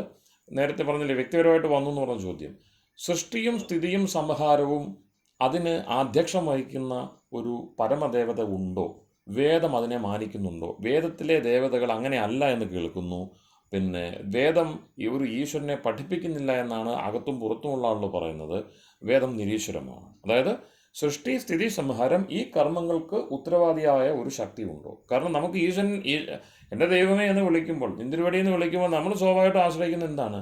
ഈ പറയുന്ന ഒരു അധീശത, ഈശിത്വമുള്ള, വശിത്വമുള്ള, അല്ലേ, ഒരു ഒരു ഒരു ഒരു ഒരു ഒരു ശക്തി നമ്മുടെ കൂടെ ഉണ്ട് എന്ന് വിശ്വസിച്ചുകൊണ്ട് തന്നെയാണ് എന്തൊക്കെ പറഞ്ഞാലും. അപ്പോൾ അതില്ലെന്ന് വരും ഇങ്ങനെയൊക്കെ നമ്മൾ പറയുമ്പോൾ. അങ്ങനെയില്ല, അതുണ്ട് എന്ന് തന്നെയാണ്, അല്ലേ? ആത്മനെ തിഷ്ഠൻ ആത്മനാന്തരോ യമ ആത്മാന വേദ യസ്യ ആത്മാ ശരീരം. അപ്പൊ നമ്മളിലുണ്ടെന്ന് ഇതേ കൂടുതൽ വ്യക്തമാവും. അന്തർയാമി ബ്രാഹ്മണം, ബൃഹദാരണ്യത്തിലെ അന്തർയാമി ബ്രാഹ്മണൻ. എന്താ തർക്കമുള്ളത്? അവിടെ ശരീരത്തിലുള്ള വിജ്ഞാനാത്മനി തിഷ്ഠൻ, അല്ലേ, വിജ്ഞാനാത്മാവിലും ഉള്ള ഇതിൽ അങ്ങേയറ്റത്തിരിക്കുന്ന ഒരു ജീവശരീരത്തിലെ അങ്ങേയറ്റത്തിരിക്കുന്ന വിജ്ഞാനാത്മാവിലും അതിനെ നിയന്ത്രിച്ചുകൊണ്ട് നിലനിൽക്കുന്നത്. അപ്പോൾ അങ്ങനെ പരമദേവത, പിന്നെ വൈദിക ചിന്ത പോയി നിൽക്കുന്നത് തസ്യാം പരമദേവതായാം പ്രതിഷ്ഠ, ചിന്തിച്ച് ആ പരമദേവതയിൽ എത്തണം. പിന്നെ ചിന്തിക്കാതെത്തുവോ? പിന്നെ ആരുടെയെങ്കിലും സൂത്രപ്പണി കൊണ്ട് നമുക്കിത് കിട്ടുമോ, സിദ്ധി കിട്ടുമോ? കിട്ടത്തില്ല. ത്വഗ്രയ ബുദ്ധ്യ സൂക്ഷ്മദർശിഭി, അതിസൂക്ഷ്മമായ കാഴ്ചയെ അതിസൂക്ഷ്മമാക്കുന്ന, ഉപാസന ചെയ്ത് സൂക്ഷ്മമാക്കുന്ന അവർ ബുദ്ധി കൊണ്ട് തന്നെ, അതായത് പിന്നെ കൂർമ്മിച്ച് ചെത്തി മിനുക്കിയ ബുദ്ധി കൊണ്ട് തന്നെ ആ പത്മത്തിൻ്റെ കർണികത അതിൻ്റെ കേന്ദ്രമായിട്ട്, അവിടെയാണ് പത്മനാഭൻ എന്ന് പറയുന്നത്. പത്മമുണ്ട്, അതിൻ്റെ നാഭിയിലിരിക്കുന്ന അതിൻ്റെ ആഭ്യന്തര സത്തയായിട്ട്, എന്നാൽ എല്ലായിടത്തും നിറഞ്ഞിരിക്കുന്ന പിന്നെ പരമദൈവതമായിട്ട് അതിനെ തിരിച്ചറിയുകയോ ചെയ്യുന്നത്. വേദത്തെ സംബന്ധിച്ച് ദയാനന്ദ സരസ്വതി പറഞ്ഞ 4 വേദങ്ങളിൽ നമ്മൾ എവിടെ സഞ്ചരിച്ചാലും, അത് ഏതൊക്കെ ദേവതകളെ പറയട്ടെ, ഏതൊക്കെ വിഷയങ്ങൾ എടുത്തോട്ടെ, ഒരൊറ്റ സൂക്തവും ഒരു മന്ത്രവുമില്ല ഓംകാരബദ്ധമല്ലാത്തത്. അത് വേദാന്തശാസ്ത്രം പഠിച്ചാലേ ഗ്രഹിക്കാൻ പറ്റുള്ളൂ. പിന്നെ പ്രണവത്തിൻ്റെ മൂല്യം യോഗ ദർശനത്തിൽ അറിയാമല്ലോ, തജ്ജപസ്തർത്ഥഭാവനം. അത് പതഞ്ജലിയുടെ മാത്രം അഭിപ്രായമല്ല. സർവത്ര സാമഞ്ജസ്യം, ബ്രഹ്മസൂത്രമാണ്. സർവത്ര സാമഞ്ജസ്യം. വേദസൂക്തവും മന്ത്രവും എവിടെ എടുത്താലും സമഞ്ജസമായ മേളനം കാണാം. എന്തുകൊണ്ട്? അത് ഓംകാരബദ്ധമാണ്, പ്രണവ നിബദ്ധമാണ്. ഓംകാരമായിട്ട് ലിങ്കടല്ലാത്ത ഒരു മന്ത്രമില്ല. നമ്മൾ അതുകൊണ്ടാണ് ഓം എന്നാണ് മന്ത്രങ്ങൾ ഉച്ചരിക്കുന്നതിന് മുമ്പ് ഓം ചേർക്കുന്നു. വ്യാകരണത്തിൽ സൂത്രം ചെയ്തിരിക്കുക പ്രണവഷ്ടേ. ഓക്കെ, പിന്നെ പ്രണവത്തിൻ്റെ തുടക്കത്തിലും ഒടുക്കത്തിലും ഓംകാരം വേണം. പിന്നെ തുടക്കത്തിൽ ഓംകാരമുണ്ട് എങ്കിൽ നമ്മൾക്ക് ബോധം ഉണ്ടാകുന്നത് ഇത് ഈശ്വരീയമാണ്, വിഷയമാണ്. പിന്നെ ഒടുക്കത്തിൽ ഓംകാരം ചെയ്തില്ലെങ്കിൽ, ഒരു മന്ത്രം ജപിക്കുമ്പോൾ തുടക്കത്തിലും ഒടുക്കത്തിലും ഓംകാരം നിർബന്ധമായിട്ടും ജപിച്ചിരിക്കണം. ജപിച്ചില്ലെങ്കിൽ എന്ത് പ്രത്യവായം ഉണ്ടാകുന്നു, എന്ത് ദോഷമുണ്ടാകുന്നു എന്നുകൂടിയുണ്ട്. അപ്പം നമ്മൾ സാധാരണഗതിയിൽ ഇപ്പം ഈശ്വരസ്തുതി പ്രാർത്ഥനോപാസന ചെയ്യുമ്പോൾ തുടക്കത്തിൽ ജപിച്ചു ഒടുക്കത്തിൽ ചെയ്യുന്നു എന്നതുപോലെ അതൊരു ക്രമത്തിൽ അങ്ങനെ പോവല്ലേ. ഒരു പ്രത്യേക മന്ത്രം എടുത്ത് ഉപാസന ചെയ്യുമ്പോൾ തുടക്കത്തിലും ഒടുക്കത്തിലും ഓംകാരം വേണം. അതിന് കാരണം ഒടുവിലെത്തിയത് ചെയ്തില്ല എങ്കിൽ മന്ത്ര സംസ്കാരം മനസ്സിൽ നിൽക്കില്ല. നേരത്തെ പറഞ്ഞ പോലെ കർമ്മം ചെയ്യുന്ന സമയത്തൊക്കെയും നമ്മളെ ജാഗ്രത ബുദ്ധിയെ ജാഗ്രതാക്കി നിർത്തുവാൻ വേണ്ടി മന്ത്രം, ഓർമ്മപ്പെടുത്തലാണ് മന്ത്രം. ആ സ്മൃതിശക്തി ഓംകാരത്തിൻ്റെ രണ്ട് കെട്ടിലും ഓംകാരം, അതായത് 2 എൻഡിലും പിന്നെ ഓംകാരം ഇല്ല എങ്കിൽ ആ ക്ഷമത മന്ത്രത്തിന് ഉണ്ടാവില്ല എന്നാണ് പറയുന്നത്. അപ്പോൾ സർവത്ര സാമഞ്ജസ്യം, ഓംകാരാർത്ഥത്തിലാണ് എല്ലാ മന്ത്രങ്ങളും ചെന്ന് നിൽക്കുന്നത്. അതുകൊണ്ടാണ് ദയാനന്ദ സരസ്വതി ഖണ്ഡിതമായിട്ട് പറഞ്ഞത് വേദാനാം ചതുർണാം മുഖ്യ താത്പര്യം ഈശ്വരേ അസ്തി തസ്യ സത്തായ മുഖ്യത്വാത്. 3 സത്തകളുണ്ട്. 3 സത്തകളും അനാദിയാണ്. അവയ്ക്കെല്ലാം അങ്ങോട്ടും ഇങ്ങോട്ടും പിന്നെ പരസ്പരാശ്രിതമായിട്ടുള്ളൊരു സംബന്ധമുണ്ട്. പക്ഷേ സർവ്വവ്യാപിയായതുകൊണ്ടും സർവജ്ഞതയുള്ളതുകൊണ്ടും പതഞ്ജലി പറഞ്ഞ പോലെ തത്ര നിരധിചയം സർവജ്ഞ ബീജം, അറിവെന്ന് പറയുന്ന അതിനെ മാത്രം ആശ്രയിച്ചാണ് നിൽക്കുന്നത്. ലോകത്തിൽ ഒരു വസ്തുവും, എത്ര പുസ്തകം ഉണ്ടാവട്ടെ, ആ പുസ്തകം പോലെ ഉള്ളൂ മസ്തകവും ഈശ്വരനില്ല എങ്കിൽ. അതായത് അതെല്ലാം വെറുതെ എഴുതി വെക്കാനുള്ള പലക മാത്രമാണ്. അറിവിനെ സൂക്ഷിക്കാനുള്ള പലകകൾ മാത്രമാണ് ഈ കാണുന്നത്.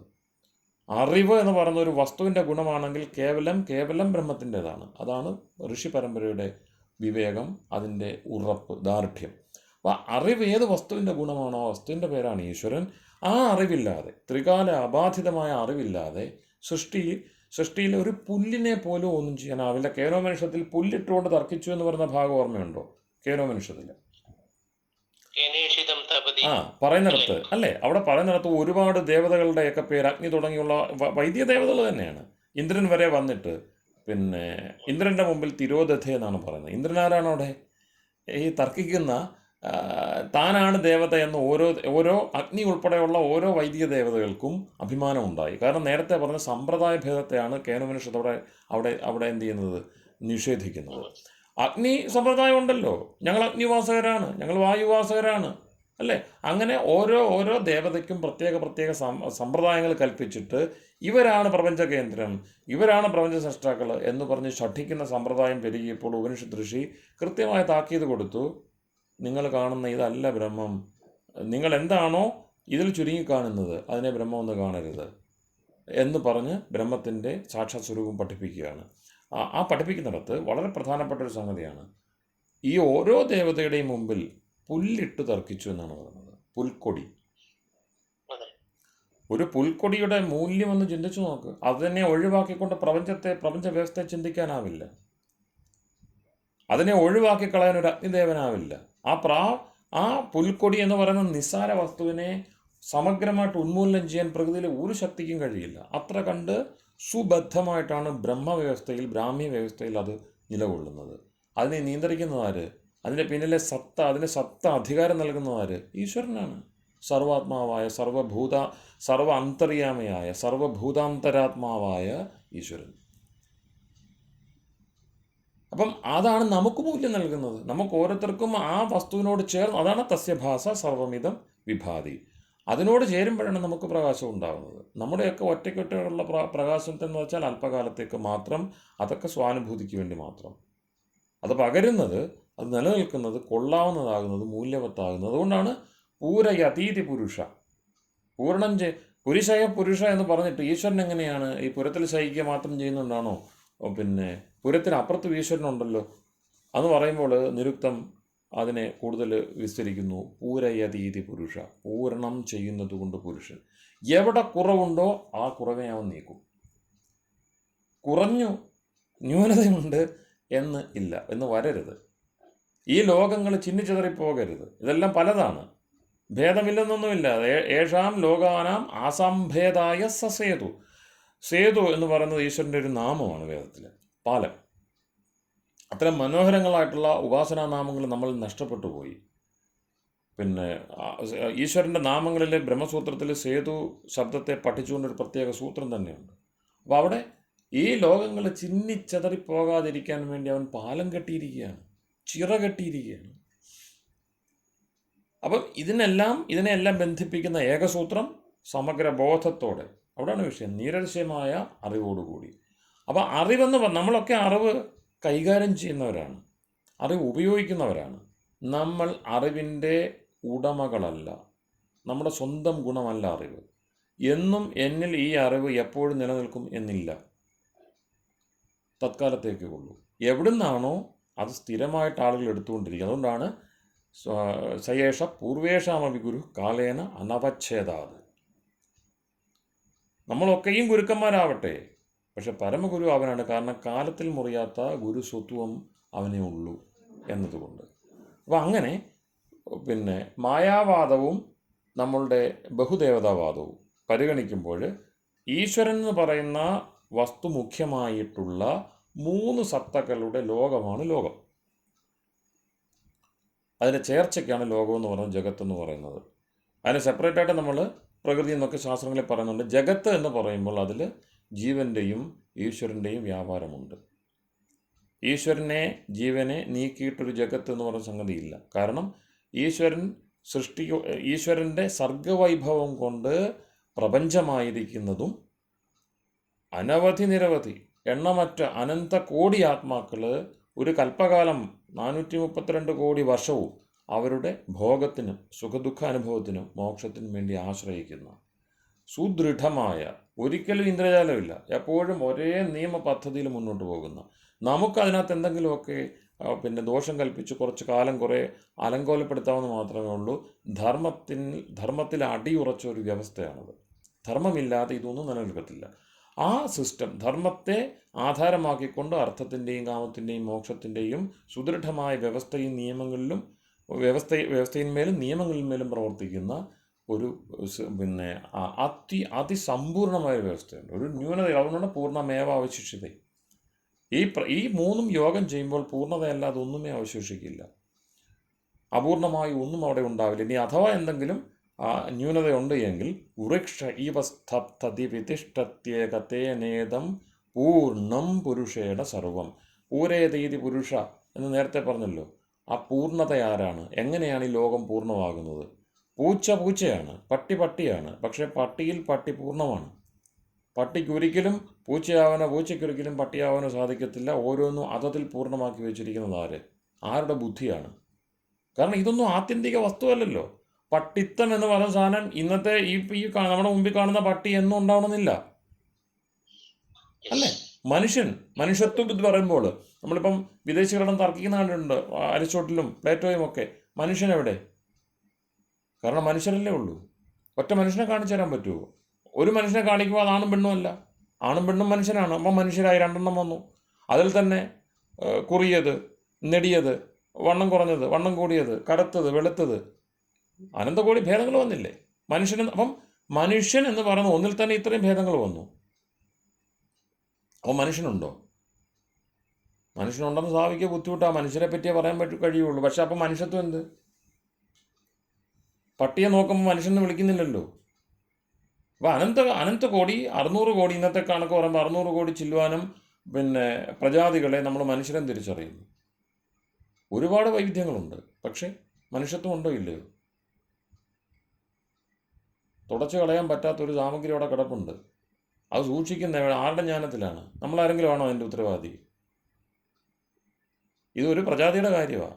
അതുപോലും തിട്ടമല്ല നമുക്ക്. മനുഷ്യരുടെ ഭേദം എണ്ണി തീർക്കാൻ പറ്റുമോ? ഇതെല്ലാം നിയന്ത്രിച്ച് ഇതിനുവേണ്ടിയുള്ള സുഖ ദുഃഖ വ്യവസ്ഥകളെ എല്ലാം നിയന്ത്രിച്ചുകൊണ്ട് നിമിഷം ജാഗ്രതായിരിക്കുന്ന ഒരു സത്തയില്ലാതെ ഒരു ഇല പോലും ഇവിടെ എന്തില്ല, ചലിക്കില്ല. അപ്പോൾ അത്രയും ദാർഢ്യം ഋഷികൾ നമുക്ക് നൽകുകയാണ്. അവിടെയാണ് വേദത്തിൽ ദേവതയുണ്ടോ, വേദം നിരീശ്വരവാദമാണോ പറയുന്നത്? ഇതൊക്കെയെന്ന് വെച്ചാൽ ദൂരത പരിവർജ്ജയ, ഇതിനെയൊക്കെ ദൂരം നീക്കിക്കളഞ്ഞേക്കണം. വേദത്തിൽ ഏക ഈശ്വരൻ, ഏക ഏവ ഉപാസ്യ, ഏകം സദ് വിപ്രാ ബഹുധാ വദന്തി. വസ്തു ഒന്നേ ഉള്ളൂ എന്നല്ല, ഈശ്വരൻ ഒന്നേ ഉള്ളൂ എന്നാണ് അവിടെ പറയുന്നത്. ഈശ്വര ഏക, ഉപാസ്യ ഏക. ഉപാസനയ്ക്ക് യോഗ്യമായ ഒരുപാട് വസ്തുക്കളുണ്ടാവാം. പക്ഷെ ഉപാസിച്ച് സുഖത്തിന് വേണ്ടി, ജ്ഞാനത്തിനും തദ്വാര ആനന്ദത്തിനും വേണ്ടി, ശുദ്ധമായ ജ്ഞാനത്തിനും അതോടൊപ്പം ആനന്ദത്തിനും വേണ്ടി ഏത് വസ്തുവിനെയാണോ ഉപാസിക്കേണ്ടത്, എല്ലാ ജീവന്മാർക്കും ഉപാസ്യമായിട്ടുള്ള ഏക വസ്തു. നമുക്കെല്ലാം നമ്മൾ അങ്ങോട്ടും ഇങ്ങോട്ടും ബന്ധുക്കളാണ്. പറഞ്ഞോളൂ സാറ്, പറഞ്ഞോളൂ. ഇപ്പൊ കിട്ടുന്നില്ലേ?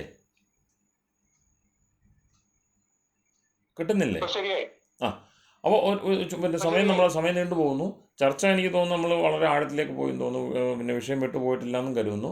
അപ്പോൾ മിത്രത ഉദാഹരണം പറഞ്ഞാൽ, മിത്ര ശബ്ദം നമ്മൾ പറഞ്ഞല്ലോ ഇടയ്ക്ക്, വളരെ വ്യാപകമായിട്ട് ഈശ്വരൻ്റെ ഒരു നാമം പോയിരുന്നാണ് മിത്ര ശബ്ദം.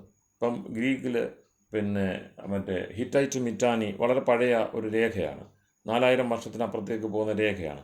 അപ്പോൾ അതിലൊക്കെ മിത്ര ശബ്ദം വരുന്നുണ്ട്. അപ്പം മിത്രത, നമുക്ക് അങ്ങോട്ടും ഇങ്ങോട്ടും ഫ്രണ്ട്ഷിപ്പുണ്ട്, മൈത്രിയുണ്ട്. മൈത്രി നമ്മളെല്ലാവരും ബഹുമാനിക്കുന്ന ഫ്രണ്ട്സ് ആയിരിക്കുക എന്ന് മാത്രമല്ല, വേദത്തിൽ പറയുന്നു മിത്രസ്യ ചക്ഷുഷ സമീക്ഷാമഹേ, ജീവജാലങ്ങൾ പരസ്പരം മിത്രദൃഷ്ടിയിൽ നോക്കിക്കാണുവാൻ ഇടയാക്കണം മനുഷ്യർ. കാരണം മനുഷ്യർ ശ്രമിച്ചാൽ മാത്രമേ മിത്രദൃഷ്ടി ലോകത്ത് വ്യാപിക്കുകയുള്ളൂ. അതുകൊണ്ടാണ് അഹിംസ പരമധർമ്മമായിട്ട് സിദ്ധാന്തമായിട്ടിരിക്കുന്നത്. അഹിംസയുടെ കാവലാളുകളായിരിക്കാൻ കേവലം മനുഷ്യർക്ക് കഴിയുള്ളൂ. അപ്പം മിത്രസ്യ ചക്ഷുഷ സമീക്ഷാമഹേ, അങ്ങോട്ടും ഇങ്ങോട്ടും മിത്രദൃഷ്ടിയിൽ നോക്കിക്കാണണം. പക്ഷേ നമുക്ക് എത്ര നമ്മൾ ശ്രമിച്ചാലും ആരെങ്കിലുമൊക്കെ ശത്രുക്കളായിട്ടുണ്ടാവില്ലേ?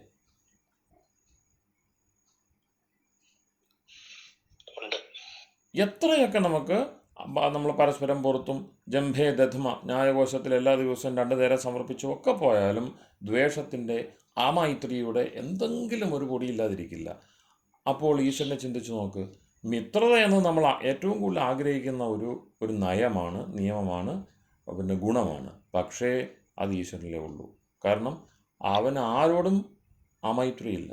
എല്ലാവരിലും എപ്പോഴും മിത്രതയുള്ളൂ. ആരെയെങ്കിലും ശാസിക്കുകയോ ശിക്ഷിക്കുകയോ ചെയ്യുന്നെങ്കിൽ അഭ്യുദയത്തിന് വേണ്ടിയാണ്, അടുത്ത ഗതിക്ക് വേണ്ടിയാണ്.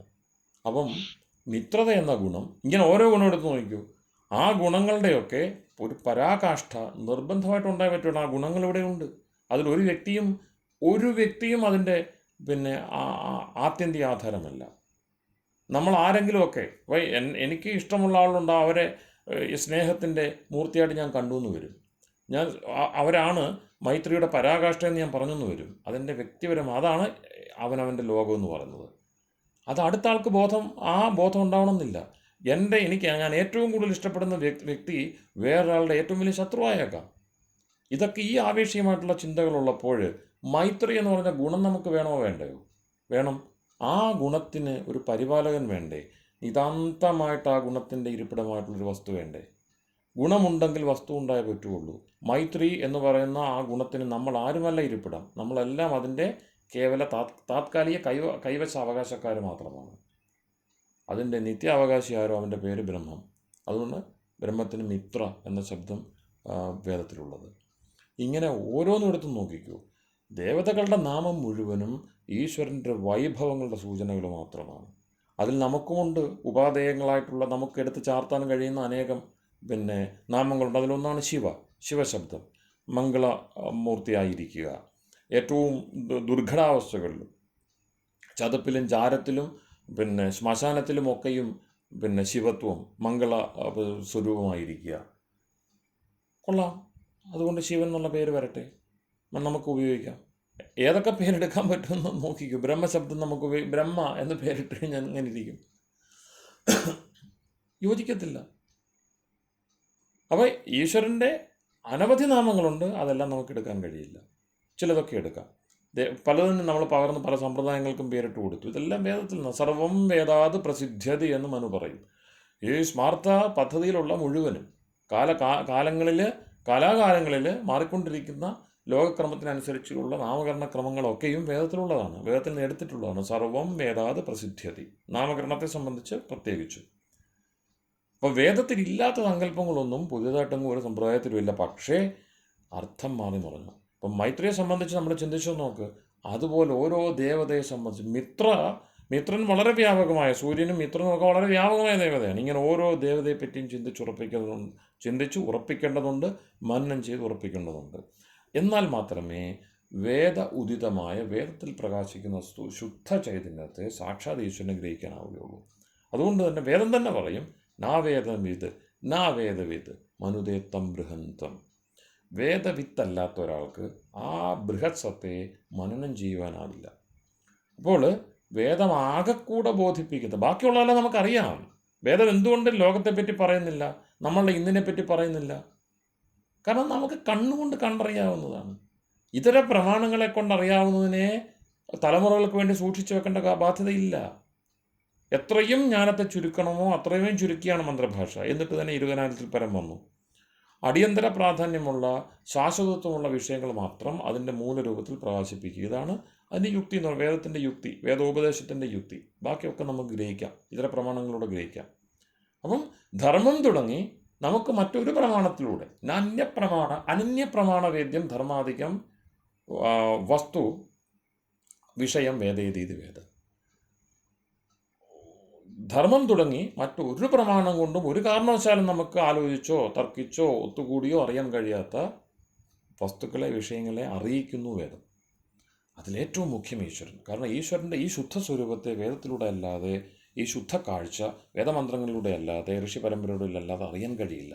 ബാക്കിയെല്ലാം സമ്പ്രദായങ്ങളിൽ ബദ്ധമാണ്. അവിടെ വ്യക്തിദേവതയാവാം, ഏതെങ്കിലും ഒരു ചെറിയ വസ്തുദേവതയാവാം. അതിന് ഗുണം കെട്ടതൊന്നുമില്ല, അതിനൊക്കെ ഗുണങ്ങളുണ്ട്. പക്ഷെ അതൊരിക്കലും ഈശ്വരനാവില്ല. ഈശ്വരനെ അറിയാതെ നമുക്ക് ഈ ദേവതകളുടെ ഒന്നും തനി സ്വരൂപവും അറിയാൻ കഴിയില്ല. ദേവതകളിലൂടെ ഈശ്വരൻ എന്നില്ല, ഈശ്വരനിലൂടെ ദേവത. അതുകൊണ്ടാണ് ഏവ ഉപാസി, നിങ്ങൾ അതിനെ ഉപാസിക്കൂ, ബാക്കിയെല്ലാം സിദ്ധമാകും എന്ന് ഉപനിഷത്ത് പറയുന്നത്.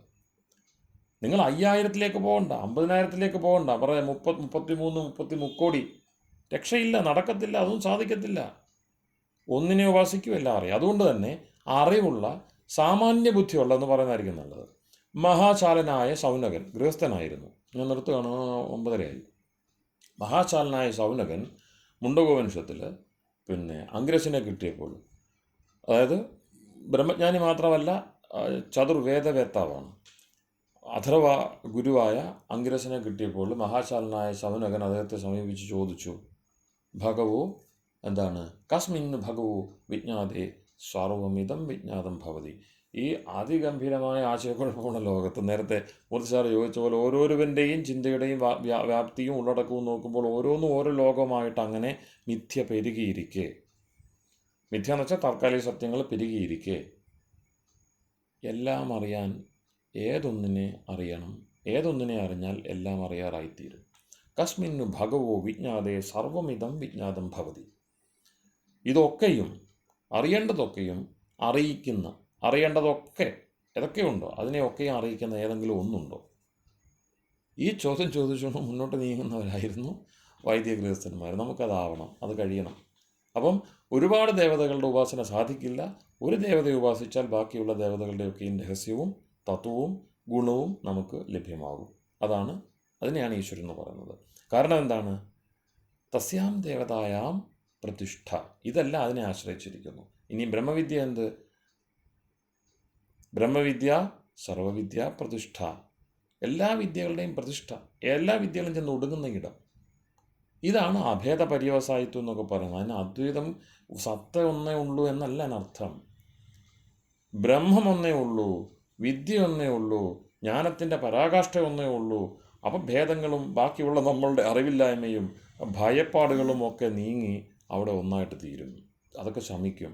അതിനുദാഹരണം പറഞ്ഞല്ലോ, ഈ ഹിമാലയത്തിൽ നിന്നും മറ്റും അനവധി നിരവധി എത്രയോ കാലത്ത് വലിയ വലിയ സംസ്കൃതികളെ സൃഷ്ടിച്ചുകൊണ്ട് ഗംഗയും ബ്രഹ്മപുത്രയും പിന്നെ യമുനയും ഒക്കെ ഒഴുകിക്കൊണ്ടിരിക്കുന്നു. ഓരോ ഇടങ്ങളിലും അതെല്ലാം ദേവതാ സ്വരൂപങ്ങളാണ്. ഇന്നും നമ്മൾ എത്രയൊക്കെ നമ്മൾ ദയാനന്ദ ഋഷിയോടൊപ്പം ചേർന്നുകൊണ്ട് വിഗ്രഹാരാധന ഉൾപ്പെടെയുള്ള പൂജാവിധാനങ്ങൾക്ക് അപ്പുറം താണ്ടാൻ ശ്രമിച്ചാലും ഗംഗയെ പറ്റി ഓർക്കുമ്പോൾ മനസ്സിൽ കുളിർമയുണ്ട്. ഇപ്പോൾ പറഞ്ഞുകൊണ്ടിരിക്കുന്ന എനിക്കും ഒരു വട്ടമെങ്കിലും ഗംഗയിൽ പോയി മുങ്ങണം എന്ന് ഞാൻ ആളോട് പറയാറുണ്ട്. അപ്പോൾ ഈ ദേവതാഭാവങ്ങൾ നമുക്ക് വന്നു പോകും, തർക്കമൊന്നുമില്ല. പക്ഷെ കടലിലെത്തിക്കഴിയുമ്പോൾ ഞാൻ ഗംഗയുടെ വെള്ളമാണ് എന്ന അവകാശവാദം പറയാൻ കഴിയുമോ? എല്ലാ നാമരൂപങ്ങളും അവിടെ ക്ഷയിക്കുന്നു, തീരുന്നു, ഇല്ലാതാകുന്നു. നാമരൂപങ്ങൾ ഒടുങ്ങിയൊരിടമുണ്ട്, നാമരൂപങ്ങൾ പ്രവർത്തിക്കുന്നൊരിടമുണ്ട്. നാമരൂപങ്ങൾ പ്രവർത്തിക്കുന്ന ഇടത്തെ മിഥ്യാമായ തുടങ്ങിയുള്ള ശബ്ദങ്ങളിലൂടെ ശാസ്ത്രം വിളിക്കും. അത് ബ്രഹ്മമല്ല. നാമരൂപങ്ങൾ ഒടുങ്ങിയ ഇടമാണ് ബ്രഹ്മം.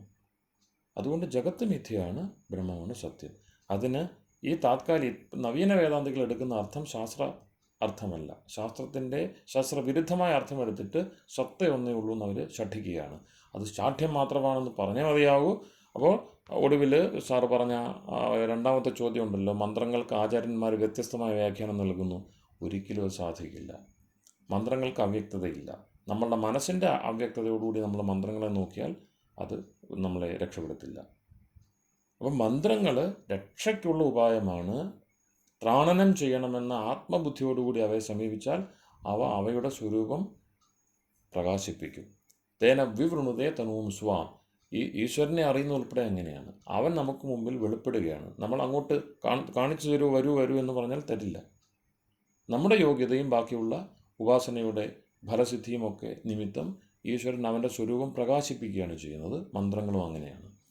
അപ്പോൾ ഏറ്റവും അവിടെ പറയുന്നത് ഉപാസകൻ്റെ നൈർമല്യം അനുസരിച്ച്, ശുദ്ധി അനുസരിച്ച്, അവൻ്റെ വാശി അനുസരിച്ച്, നിർബന്ധ ബുദ്ധി തന്നെയാണ് അവിടെ. കാരണം എന്താണ്? സത്യധർമായ ദൃഷ്ടയെ ഓർമ്മയുണ്ടല്ലോ ഈശത്തിലെ മന്ത്രം അല്ലേ? തത്വം പൂഷൻ അപാവൃണോ. എനിക്ക് ഏറ്റവും ഇഷ്ടമുള്ള വൈദിക പങ്ക്തികളിലൊന്നും അത്.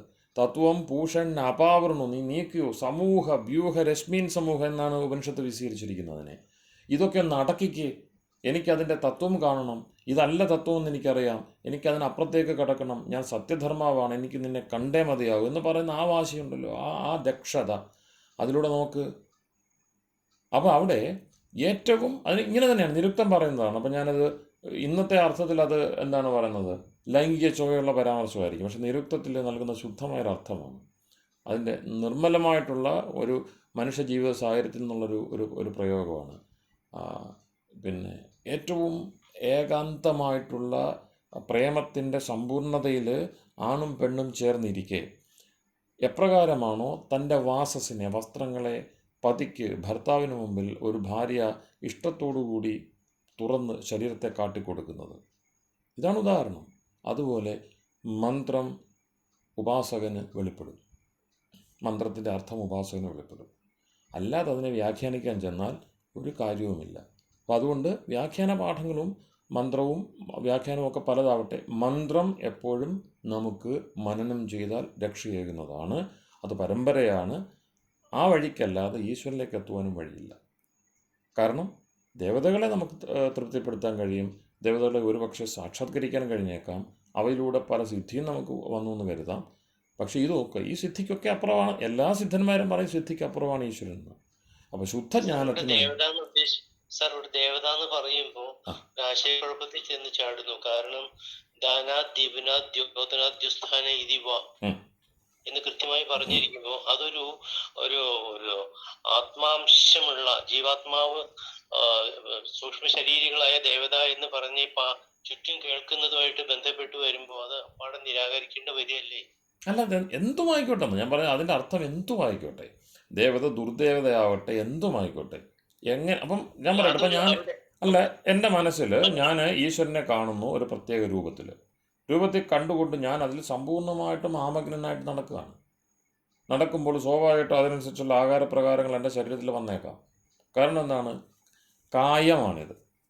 കായത്തിന് എല്ലാവരുടെയും കായത്തിനില്ല എങ്കിലും ചിലരുടെയെങ്കിലും കായത്തിന് ചിങ് ചയനെ പലതരത്തിലുള്ള രൂപീകരണങ്ങൾക്ക്, കായവ്യൂഹരചന എന്നൊക്കെയാണ് യോഗശാസ്ത്രത്തിൽ പറയുന്നത്.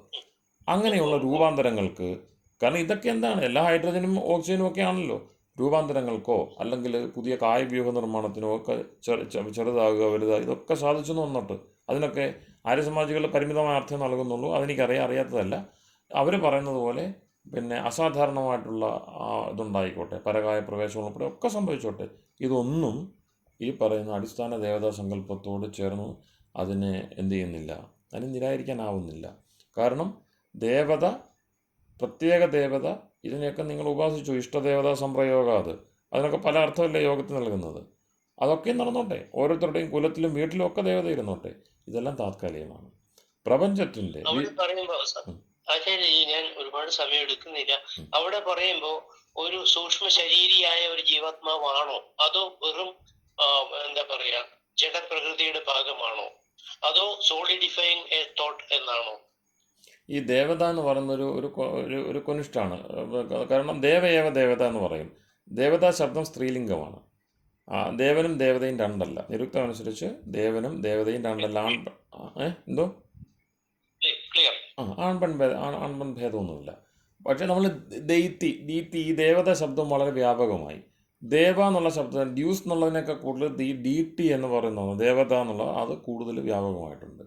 അതിനൊരു എന്താ പറയുന്നത്, സ്ത്രൈണത വന്നിട്ടുണ്ട്. അപ്പോൾ നമുക്ക് ശക്തി എന്നുള്ള പദമൊക്കെ അതിനോട് ചേർന്ന് വരുന്ന ശക്തി.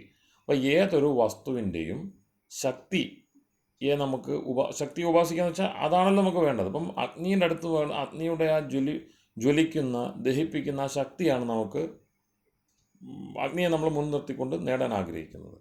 അപ്പോൾ ഏതൊരു വസ്തുവിൻ്റെയും ശക്തി അതിൻ്റെ ദേവത എന്ന് പറയുന്ന ആ മട്ടിനെയാണ് ഞാൻ പറഞ്ഞത്. ഞാൻ ദേവത എന്ന് പറഞ്ഞ് ഇപ്പം നേരത്തെ ഉള്ള ആ പരാമർശത്തിൽ ദേവത എന്ന് കണ്ടത്.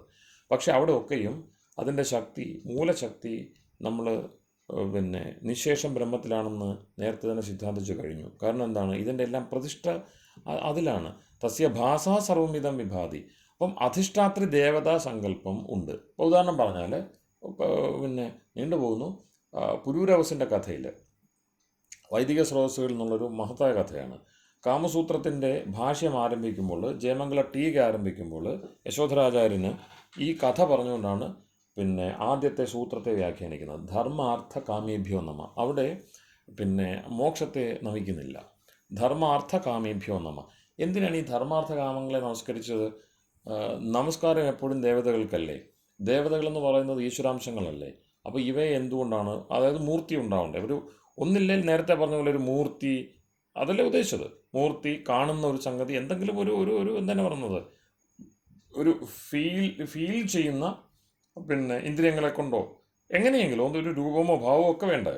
ഈ ധർമാർത്ഥകാമങ്ങൾക്ക് എന്തിന് നമസ്കാരം? അപ്പോൾ അദ്ദേഹം പറയുന്നു, പിന്നെ ഞാൻ എൻ്റെ വ്യാഖ്യാനത്തിലോട്ട് പോകുന്നില്ല, പുരൂരവസിൻ്റെ കഥയാണ് പറയുന്നത്. പുരൂരവസ് സ്വർഗത്തിൽ പോകുന്നു ഇന്ദ്രനെ കാണുവാൻ വേണ്ടി. ദ്വാരപാലകരായിട്ട് ധർമ്മത്തിൻ്റെ ദേവത, അർത്ഥത്തിൻ്റെ ദേവത, കാമത്തിൻ്റെ ദേവത. സ്വാഭാവികമായിട്ടും പുരൂരവസ് വളരെ ഉയർന്ന പിന്നെ ചക്രവർത്തിയാണ്. അദ്ദേഹം ധർമ്മത്തിൻ്റെ ദേവതയ്ക്ക് നമസ്കാരം ഓതി നേരെ ഇന്ദ്രൻ ഇരിക്കുന്ന സ്ഥലത്തേക്ക് അങ്ങ് പോയി. പിന്നെ അർത്ഥത്തിൻ്റെ ദേവതയോ കാമത്തിൻ്റെ ദേവതയോ മാനിച്ചില്ല. അപ്പോൾ ഇവർക്ക് പീഠങ്ങൾ കൽപ്പിച്ചിരിക്കുന്നതെന്ന് മനസ്സിലാക്കാം, ഒരു പ്രത്യേക സ്ഥാനം. അപ്പോൾ അതേ മനസ്സിൽ ധർമ്മമുണ്ടെങ്കിൽ ബാക്കിയുള്ളതുണ്ടല്ലോ, പ്രത്യേകം എന്തിന്? ധർമ്മം ഉണ്ടെങ്കിലല്ലേ അർത്ഥവും കാമവും ഉള്ളൂ. അപ്പോൾ അതുകൊണ്ട് പ്രത്യേക നമസ്കാരം വേണ്ട എന്ന ഒരു ആശാബോധത്തിലാണ് അദ്ദേഹം പോയത്. പക്ഷേ തിരിച്ച് നാട്ടിൽ ചെന്ന് കഴിഞ്ഞപ്പോൾ ക്രമക്കേടുകളുണ്ടായി. അർത്ഥദേവത പിണങ്ങി, കാമദേവതയും പിണങ്ങി. ചുരുക്കി പറഞ്ഞു കഴിഞ്ഞാൽ ധർമ്മവും നശിച്ചു, ഇല്ലാതായി, പുരൂരവസിൻ്റെ രാജ്യവും നഷ്ടപ്പെട്ടു. അപ്പോൾ അതിനകത്ത് ഒരു ഉദാഹരണം പറഞ്ഞത്, പിന്നെ ബ്രഹ്മചാരികൾ, ബ്രാഹ്മണർ, അവർക്ക് നിത്യ യജ്ഞാതി കർമ്മങ്ങൾ അത് ചെയ്യുവാൻ ധനം പിന്നെ കുറഞ്ഞു വന്നു. ധനം കുറഞ്ഞു വന്നപ്പോൾ സ്വാഭാവികമായിട്ടും ഇഷ്ടമനുസരിച്ച് രാജ്യ വ്യവസ്ഥ മുന്നോട്ട് പോകാതെ രാജാവിന് തന്നെ അയാളുടെ ഇഷ്ടങ്ങളും മറ്റു കാര്യങ്ങളും നിർവഹിക്കാൻ കഴിയാതെ ഉള്ള ധർമ്മവും ക്ഷയിച്ച് അയാൾ വഴിയാധാരമായി, പിന്നെ രാജ്യം ഛിന്നഭിന്നമായി. അപ്പോൾ ധർമ്മത്തോടൊപ്പം അർത്ഥവും കാമവും പ്രത്യേകമായിട്ട് ശ്രദ്ധിക്കേണ്ടതാണ്. അപ്പം നേരത്തെ പറഞ്ഞ പോലെ ദാനാദ്വാ ദീപനാദ്വാ ദ്യോതനാദ്വാ ദ്യുസ്ഥാനോ ഭവതീതിവ. അദ്യുസ്ഥാനത എന്ന് വെച്ചാൽ നമ്മൾ അതിനെ പ്രത്യേകം പരിഗണിച്ച് സ്ഥാനമാനം നൽകി കാത്തെങ്കിൽ മാത്രമേ അത് പ്രവർത്തിക്കുകയുള്ളൂ എന്ന നിലയുള്ളതും ദേവതയാണ്. അതുണ്ടായിട്ടല്ല. ധർമ്മം എന്ന് പറഞ്ഞൊരു സംഗതി എവിടെയെങ്കിലും രൂപപ്പെട്ടിരിക്കുന്നില്ല, പക്ഷെ അത് ലൈഫ് ഫോഴ്സാണ്. അർത്ഥം എവിടെയെങ്കിലും ഉണ്ടോ? കാമം എവിടെയെങ്കിലും ഇരിപ്പുണ്ടോ? പക്ഷേ അതിനൊരു മൂർത്ത സങ്കല്പം നൽകിയില്ലെങ്കിലുള്ള കുഴപ്പം നമ്മൾ അതിനെ ശ്രദ്ധിക്കില്ല. അപ്പം അതിനെ വണങ്ങേണ്ടതാ. ഇപ്പം പുരൂരവസ് ചെയ്ത് തെറ്റണമെന്ന് ആർക്കും പറയാൻ കഴിയില്ല, കാരണം ധർമ്മത്തിൻ്റെ ആശ്രയിച്ചാണ് ബാക്കി. പക്ഷെ അവയ്ക്ക് പ്രത്യേക സ്ഥാനമുണ്ട് എന്നൊരു രാജാവ് അറിയണമായിരുന്നു. എന്നിട്ട് കാമസൂത്രകാരൻ വളരെ മനോഹരമായിട്ട് അതിനെ പൂരിപ്പിക്കുന്നത് അർത്ഥപ്രധാനോ രാജ. പുരൂരവസിനെവിടെ തെറ്റ് പറ്റിയത്? രാജാവ് അർത്ഥപ്രധാനനാണ്. ധർമ്മമുണ്ടാവട്ടെ, ധർമ്മം പ്രധാനപ്പെട്ടാണ് തർക്കമൊന്നുമില്ല, പക്ഷെ രാജാവിൻ്റെ ജോലിയല്ല ധർമ്മത്തെ കാക്കുന്നത്. നോക്ക്, അർത്ഥപ്രധാനോ രാജ. ഇത് രസമതല്ല. ഈ വൈദ്യ ഋഷിമാർക്ക് തത്വം പറഞ്ഞിടത്തൊരു സങ്കോചവും ഇല്ല. വേശ്യാച്ച, വേശ്യയും അങ്ങനെയാണ്. അപ്പോൾ വേശ്യ എങ്ങനെയാണോ അർത്ഥത്തെ പ്രധാനമാക്കുന്ന അത്രയും അർത്ഥത്തെ മുൻനിർത്തി ജീവിക്കുന്നവനാണ്, പ്രവർത്തിക്കുന്നവനാണ് രാജാവ്. അയാൾക്ക് ധർമ്മവും അർത്ഥമാണ്, കാമവും അർത്ഥമാണ്. ഇത് തെറ്റിച്ചു പുരൂരവസ്, ചക്രവർത്തി ബോധം നഷ്ടപ്പെട്ടു. ഇത് വേറൊരു തരത്തിൽ കൊണ്ടുപോയി മഹാബലി പാതാളത്തിലേക്ക് പോയി. മഹാബലിയുടെ വിഷയം എന്താണ്? അർത്ഥപ്രധാനമായിരിക്കുന്ന വ്യവസ്ഥയിൽ ഈ അർത്ഥത്തിൻ്റെ ട്രസ്റ്റ് മാത്രമാണ് രാജാവ്. രാജാവിന് സ്വന്തമായിട്ട് അവകാശമില്ല. ന ഭൂമി സർവാൻ പ്രത്യാവിശിഷ്ടത്വാത് എന്നാണ് മീമാംസ സൂത്രം. കൃത്യമായിട്ടിപ്പം പാഠോർമ്മ വരുന്നില്ല. അങ്ങനെയാവും. ന ഭൂമി സർവാൻ പ്രത്യാവിശിഷ്ടത്വാത്. ഒന്ന് ചെക്ക് ചെയ്താൽ മതി. അത് ഭൂമി രാജാവിൻ്റെ അധികാരത്തിലുള്ളതല്ല. എന്തുകൊണ്ട്? എല്ലാവർക്കും അധികാരമുള്ളതുകൊണ്ട്. നമ്മുടെ ഇവിടുത്തെ ഭൂവ്യവഹാരങ്ങളൊക്കെ ഈ പറഞ്ഞില്ലയോ, ഈ അന്ധകാര കാലത്തിലാണ്, ഈ ഡാർക്ക് ഏജസിലാണ് വ്യക്തികൾക്ക് അല്ലെങ്കിൽ ഏതെങ്കിലും ഒരു ട്രസ്റ്റിന്, ക്ഷേത്രത്തിനൊക്കെ ഭൂമി വരുന്നത്. ഗ്രാമം എന്ന് വെച്ചാൽ ഗ്രാമത്തിൽ ജീവിക്കുന്ന മുഴുവൻ ആളുകളുടേതാണ്. അതാർക്കും പ്രത്യേകം ആധാരം വെച്ച് സൂക്ഷിക്കാനാവില്ലായിരുന്നു വൈദിക വ്യവസ്ഥയിൽ. നമ്മൾ വൈദിക വ്യവസ്ഥയിലുള്ള അഗ്രഹാരങ്ങൾ നോക്കാം. അതിൻ്റെ തിരുശേഷിപ്പിലായിട്ടുള്ള അഗ്രഹാരങ്ങൾ ഒരൊറ്റ ഭിത്തി 2 വീടുകൾ ഷെയർ ചെയ്യുകയാണ്. ഗൃഹമാല എന്ന് പറയും. ആ വാസ്തു സംവിധാനം തന്നെ വേറെയാണ്. അപ്പോൾ അവിടെയൊന്നും എൻ്റെ വീട് എന്ന് പറഞ്ഞ് പ്രത്യേകം വീട് കെട്ടാനും പ്രത്യേകം ഭൂമി സ്വന്തമാക്കാനും മനുഷ്യന് അവകാശമില്ല. നിങ്ങൾക്ക് വീട് കെട്ടണോ, അതിനവിടെ ഒരുമിച്ച് കഴിഞ്ഞോ, കൃഷി സ്ഥലങ്ങൾ വെറുതെ ഇടണം. അപ്പം അങ്ങനെ ഒരാൾക്ക് പോലും സ്വന്തമായിട്ട് ആധാരം വെച്ച് നിലനിർത്താനുള്ള സംവിധാനം വൈദിക വ്യവസ്ഥയിലില്ല. കാരണം ന ഭൂമി സർവാൻ പ്രത്യവിശിഷ്ടത്വാത്, എല്ലാവർക്കും തുല്യാവകാശം ഉള്ളതുകൊണ്ട്. ഇതാരെങ്കിലും പറഞ്ഞു തരുമോ? മീമാംസ പറഞ്ഞു തരും. അതുകൊണ്ട് തൃപ്പടിദാനം തെറ്റാണ്. ഈ വിഷയം പറഞ്ഞു കൊടുക്കാൻ ഒരു മുഖ്യ പുരോഹിതൻ ഇല്ലായിരുന്നുകൊണ്ടാണ് മാർത്തണ്ഡവർമ്മയെ പോലെയുള്ളവർ വലിയ അബദ്ധങ്ങൾ കാണിച്ചത്. ഇന്ന് നമ്മളുടെ തലമുറകൾ ഇവിടുത്തെ തദ്ദേശീയ ഇവിടെ കാലാകാലങ്ങളായിട്ട് ജീവിച്ചു വന്ന വംശങ്ങളൊക്കെയും ദുരിതം അനുഭവിക്കുന്നതിൻ്റെ പ്രധാനപ്പെട്ടൊരു നിമിത്തം ഈ തൃപ്പടിദാനമാണ്. തൃപ്പടിദാനം തെറ്റായിരുന്നു. അതിൻ്റെ ബാക്കി പത്രമാണ് വളരെ നിസ്സാരമായിട്ട് കേരളത്തെ അനക്സ് ചെയ്യാൻ ആൾക്ക് കഴിഞ്ഞത്. രാജവ്യവസ്ഥയിലുണ്ടായിരുന്ന മുഴുവൻ സംഗതി എടുത്ത് കളഞ്ഞു. രാജാവിന് കിട്ടിയെന്തോ, രാജാവിൻ്റെ 2-3 തലമുറ കഴിഞ്ഞ് തൊട്ട് മുമ്പുള്ള മാർത്തണ്ഡവർമ്മൻ്റെ എന്തൊക്കെ പ്രത്യേക അവകാശങ്ങളുണ്ടായിരുന്നു. ആ രാജവ്യവസ്ഥയുടെ കീഴിൽ വിശേഷ അവകാശം ഉണ്ടായിരുന്ന ഒരുപാട് വംശങ്ങളിലൂടെ ഉണ്ടായിരുന്നു. സാധാരണക്കാരായിട്ട് പുലേര് വരെ ഉണ്ടായിരുന്നു, സാധാരണക്കാരായിട്ടുള്ള ആളുകൾ. അവർക്ക് പ്രിവി പേഴ്സൺ മറ്റും കിട്ടി. പക്ഷേ ആ കൂടെ ഉണ്ടായിരുന്ന തൊട്ട് അതിനെ സപ്പോർട്ട് ചെയ്ത സിസ്റ്റത്തെ നിലനിർത്തിയിരുന്ന ആശാരിമാർ, മൂശാരിമാർ, കർമ്മകാരന്മാർ, അവരൊക്കെ എന്ത് ചെയ്തു? അവരുടെ വിദ്യ എന്ത് ചെയ്തു? ചെതറിപ്പോയി, ഒന്നും അല്ലാതെ പോയി. അതുകൊണ്ട് ഇന്ന് ബ്യൂട്ടി സ്പോട്ടുകളും ബൊട്ടീക്കുകളും ബാർബർ ഷോപ്പുകളും ഉണ്ട്. അമ്പട്ടനില്ല, ചുരകനില്ല. അവരോട് പോയി. അവർക്ക് ആ ജോലികളൊക്കെയും മോശപ്പെട്ട ജോലിയായിട്ട് മാറി. ആശാരി, മൂശാരി, തട്ടാൻ എല്ലാം വേണ്ടതാണ്. എവിടെ പോയി? തൃപ്പടിദാനത്തിൽ അതെല്ലാം പോയി. അപ്പം ഭൂമിയുടെ അവകാശം എന്ന് പറഞ്ഞ എല്ലാവർക്കും വേണ്ടിയാണ് എന്നതൊരു വലിയ ചിന്ത. ഞാനത് എന്തിനു വേണ്ടിയാണ് പറഞ്ഞത്? ഏതൊരു ചോദ്യത്തിന് മറുപടി ആയിട്ടില്ല പറഞ്ഞേ. അത് പിന്നെ സെപ്പറേറ്റ് ആയത് അത് അതിന്റെ ആ ഒരു വിശ്വാസോപനിഷത്തിൽ അവസാനത്തെ വരി തന്നെയുള്ള കസ്യസിദ്ധനം പ്രജാപതിഷ്ഠക്ക എന്നുള്ള പറയുന്നേ. അതെ, അല്ല നമ്മളിപ്പോൾ ഈ ഭൂമി എന്ന മീമാംസയിലേക്ക് വന്നത് മഹാബലി. അത് തന്നെ മഹാബലി. അപ്പോൾ മഹാബലി എന്ത് ചെയ്തു? മഹാബലി വാമനൻ ആരാണ്? വടുവാണ്, ബ്രഹ്മചാരിയാണ്. ഇന്നത്തെ ഭാഷയിൽ പറഞ്ഞാൽ SVക്കാരനോ KSCക്കാരനോ AVPക്കാരനോ നല്ല ഒരു ചുരുക്കാരുടെ വിദ്യാർത്ഥി സമര നേതാവ് വന്നിട്ട് പറയുന്നു, ഞങ്ങൾക്ക് പിന്നെ വേണ്ട സാമഗ്രി ഇന്നതൊക്കെയാണ് ഞങ്ങൾക്ക് വേണ്ടത്. ആ രാജാവ് എന്ത് ചെയ്യുന്നു? രാജാവ് അർത്ഥം തൻ്റേതാണ് എന്ന് കരുതി ദാനം ചെയ്തുകൊണ്ടേയിരുന്നു. വിദ്യാർത്ഥി നേതാവ് ബ്രഹ്മചാരി വടു വാമനൻ വന്ന് ചോദ്യം ചെയ്യുന്നു, ഉത്തരമില്ല, അതിന് കീഴടങ്ങുന്നു. അതവിടെ നടക്കുന്നത്. അപ്പം ഒരുപാട് പറയാനുണ്ട്. ആ കഥ മുഴുവനും നമുക്ക് നേരത്തെ അനന്തപത്മനാഭൻ എന്ന് പറഞ്ഞ സങ്കല്പത്തെ പുരുഷസൂക്തമായിട്ട് ബന്ധിപ്പിക്കാവുന്നതുപോലെ മഹാബലി ഉദാഹരണമല്ലേ, മികച്ച രാജാവല്ലേ, എന്തിന് അദ്ദേഹത്തിൻ്റെ പാതാളവാസം? ഈ വിഷ്ണു എന്ത് ക്രൂരനാണ്? ഒരിക്കലും അല്ല. വിഷ്ണു യജ്ഞമാണ്. സർവാർത്ഥകമായ എങ്ങനെയാണ് ഒരു സത്ത സർവാത്മകമാകുന്നത്, എല്ലാവർക്കും വേണ്ടി എന്നതിൻ്റെ സൂചകമായിട്ടാണ് വിഷ്ണു നിൽക്കുന്നത്. ഈശ്വരൻ, നമ്മോടൊപ്പമുള്ള ഈശ്വരൻ. അവനോട് ചേർന്ന് കർമ്മം ചെയ്യാൻ നമുക്ക് കഴിയണം. അവിടെ നിൽക്കേണ്ട രാജാവ് എന്ത് ചെയ്ത്? ഈശ്വരൻ്റെ പ്രതിപുരുഷനാണ് എന്ന് പറഞ്ഞ് നിൽക്കുന്നവൻ എന്ത് ചെയ്തു? തോന്നിവാസം കാണിച്ചു. അവന് യാതൊരു അവകാശമില്ലാത്ത ഭൂമി എടുത്തവൻ ദാനം ചെയ്തു. അത് ബ്രഹ്മചാരി ചോദ്യം ചെയ്തു. ബ്രഹ്മചാരി എന്ന് വെച്ചാൽ വേദവിദ്യാർത്ഥി ചോദ്യം ചെയ്തു, ശരിയല്ലേ ചെയ്യുന്നത്? ഇങ്ങനെയല്ല ചെയ്യേണ്ടത്, ശരിയല്ലേ അത്? അപ്പോൾ ഇതെല്ലാം പരസ്പരം ബന്ധപ്പെട്ടിരിക്കുന്നത്. അപ്പോൾ അതുകൊണ്ട് ധർമ്മത്തിന് വിഗ്രഹം വേണം എന്ന് വേദത്തിൽ നിന്ന് അകന്നകന്നു പോകുന്ന തലമുറകൾക്ക് തോന്നി. അവർ ധർമ്മത്തിന് വിഗ്രഹം ഉണ്ടാക്കി. ആദ്യത്തെ വിഗ്രഹങ്ങൾ അതായിരുന്നു. ധർമ്മവിഗ്രഹം, അർത്ഥവിഗ്രഹം, കാമവിഗ്രഹം. ഇതൊക്കെ മാറി അവിടെ നിന്നും ആകുന്നതിന് ശേഷം പുരുഷാർത്ഥമേ ഇല്ലാത്ത തലമുറകളാണ് ബാക്കി വിഗ്രഹങ്ങൾ തോന്നിവാസം ഉണ്ടാക്കിയത്. അതിന് ആരും ഉത്തരവാദികളല്ല. തിരിച്ചു പോകാൻ കഴിഞ്ഞാൽ നല്ലത്. ഒരു ആത്മാവെന്നുള്ള നിലയിൽ നമുക്ക് അതിൽ കൂടുതൽ ആശിക്കാനോ ആശംസിക്കാനോ ഇല്ല. ഈ ബ്രഹ്മത്തിൻ്റെ ലോകത്ത്, ഇതം ബ്രഹ്മലോകം മഹീയതേ, ബ്രഹ്മലോകത്തിരുന്നു കൊണ്ട് അതിൻ്റെ സുഖം അനുഭവിക്കുക, അതിൻ്റെ ജ്ഞാനം നേടുക എന്നത് ഏറ്റവും എളുപ്പമായിരിക്കെ. ഈശ്വരൻ ഏറ്റവും കരഗതമായി ഉള്ളിൽ തന്നെ ഇരിക്കെ. ക്ഷേത്രം ശരീരമായിരിക്കെ. ഇതം ശരീരം കൗന്ദയ ക്ഷേത്രമിത്യഭിധീയതേ. ഈ ശരീരമാകുന്ന ക്ഷേത്രവും ക്ഷേത്രജ്ഞനും എല്ലാം നമുക്ക് അത്രയും കരഗതമായിരിക്കെ, കരതലാമലകമായിരിക്കെ. സാഖ്യം പറഞ്ഞ പോലെ പ്രത്യക്ഷ പ്രമാണം ഒന്നുകൊന്ന് അർത്ഥം നീട്ടിക്കഴിഞ്ഞാൽ അതും പ്രത്യക്ഷത്തിലായി. അത്രയും പ്രത്യക്ഷമായിരിക്കുന്ന ഈശ്വര വസ്തുവിനെ കാണാതെ ബാക്കി എന്തുപാസന, എന്ത് ദേവത, എന്തു മായാവാദം ഒന്നും അർത്ഥമുള്ളതല്ല. അപ്പോൾ അതുകൊണ്ട് മായാവാദമാകട്ടെ ബഹുദേവതാവാദമാകട്ടെ അതിനൊക്കെ ഒരു അതിരുണ്ട്. അത് ഏക ഈശ്വര സിദ്ധാന്തത്തിനോട് ചേർന്ന് മനസ്സിലാക്കിയില്ലെങ്കിൽ ഒന്നും അർത്ഥവത്തല്ല. 3 സത്തകളുണ്ട്. അത് ശങ്കരാചാര്യർ ഉൾപ്പെടെ മാനിക്കുന്നതാണ്.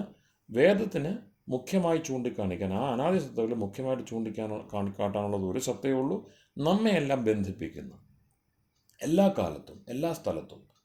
കാരണം നമുക്കിപ്പോൾ ഉള്ള എല്ലാ ബന്ധങ്ങളും താത്കാലികമാണ്, ഈ ശരീരവുമായി ബന്ധപ്പെട്ടതാണ്, അത് മിഥ്യയാണ്. പക്ഷേ എക്കാലത്തുമുള്ള സത്യബന്ധം ഈശ്വരനോടാണ്. അത് ഈ കാലവും നമ്മൾ ഉയർത്തിപ്പിടിച്ച് മതിയാവും. എക്കാലത്തും ഉള്ളതായതുകൊണ്ട് ഇക്കാലത്ത് വീണ്ടും കൂടുതൽ അതിൽ നമുക്ക് ജീവിച്ച് തെളിയിക്കേണ്ടി വരും. കൂടുതൽ ബുദ്ധിമുട്ടാണ്. അപ്പം കാലം വിപരീതമാണെന്ന് പറഞ്ഞ് അങ്ങനെ ഇരുന്നിട്ട് കാര്യമില്ല. അത് നമ്മളുടെ ബാധ്യതയാണ്. പരമാർത്ഥത്തെ എത്രയും ഉയർത്തിപ്പിടിക്കുക. ഭൗതിക സാഹചര്യങ്ങൾ എത്ര വിപരീതമായാലും അവിടെ അതാണ് എൻ്റെ സ്വധർമ്മം, അല്ലെങ്കിൽ എൻ്റെ വെല്ലുവിളി. ആ വെല്ലുവിളിയെ കൃത്യമായിട്ട് ഏറ്റെടുക്കുക എന്നുള്ളതാണ് വൈദിക ധർമ്മം അനുശാസിക്കുന്നത്. ദേവതകളൊക്കെ അതിന് സഹായകമാണ്. ഏതർത്ഥത്തിൽ? ഈശ്വരൻ അധിഷ്ഠാതാവായിരിക്കെ. വായു ദേവതയാണ് ഈശ്വരനുണ്ടെങ്കിൽ, അഗ്നി ദേവതയാണ് ഈശ്വരനുണ്ടെങ്കിൽ, സൂര്യൻ ദേവതയാണ് ഈശ്വരനുണ്ടെങ്കിൽ. ഇല്ലെങ്കിലോ ഇതിനൊന്നും ഒരു പ്രയോജനമില്ല, എല്ലാം ജഡവസ്തുവാണ്. അപ്പോൾ ജഡവസ്തുക്കൾക്ക് ദിവ്യത നൽകുന്നത് ഈശ്വരനാണ് എന്നത് മാത്രമാണ് ദേവതാസങ്കല്പത്തിലുള്ളത്. അത് കുറേ മൂർത്തമാണ്, കുറേ അമൂർത്തമാണ്. ഇപ്പോൾ ധർമാദികൾ അമൂർത്തങ്ങളാണ്. അച്ഛനും അമ്മയും മൂർത്തമാവാം, പക്ഷെ അവർ മരിച്ചു കഴിഞ്ഞാൽ അവർ അമൂർത്ത കോടിയിലേക്ക് മാറി. അങ്ങനെ അമൂർത്ത ഭേദത്തോടെ ദേവതകൾ ഇഷ്ടം പോലെ എത്ര വേണം ഉണ്ടായിക്കോട്ടെ. ഈശ്വരനാകുന്ന ഏകത്വത്തെ വിട്ടുകൊണ്ടല്ല ഇതിനൊക്കെ ദേവതത്വം കൽപ്പിക്കേണ്ടത്. ഇത് മാത്രമാണ് വേദം പറയുന്നത്, വൈദിക ചിന്തയും പറയുന്നത്. അപ്പോൾ ത്രൈത സിദ്ധാന്തം കൽപ്പനയല്ല, അത് വേദ അധിഷ്ഠിതമായ വേദത്തിൻ്റെ ആദേശമാണത്. നമ്മൾ സ്വീകരിച്ചാലും ഇല്ലെങ്കിലും വസ്തുതയാണ്. ആചാര്യനൊന്നും വ്യാഖ്യാനിച്ചൊന്നും പറയാനില്ല അതിനകത്ത്. അപ്പോൾ ആചാര്യന്മാരുടെ വ്യാഖ്യാന ഭേദങ്ങളുടെ ഭാഗമായിട്ട് ത്രൈതത്തെ കാണല്ലേ, അദ്വൈതത്തെ കണ്ടുകൊള്ളുക. കാരണം അങ്ങനെയാണ് ചില സമ്പ്രദായങ്ങൾ, ചില ആചാര്യന്മാരോട് ബന്ധപ്പെട്ടാണ് അത് കാണുന്നത്. പിന്നെ ദയാനന്ദ സരസ്വതിയും മറ്റും ത്രൈത സിദ്ധാന്തം ഉണ്ടാക്കിയിട്ടില്ല. അവർ 3 സത്തകൾ ഉണ്ടെന്ന് കാട്ടിത്തരികയാണ്, എടുത്ത് പറയുകയാണ്. അത് നോക്കുമ്പോൾ എല്ലാ പരമ്പരയും അതിനെ മാനിച്ചിട്ടുണ്ട്, തെറ്റിദ്ധാരണയില്ലാത്തിടത്തോളം.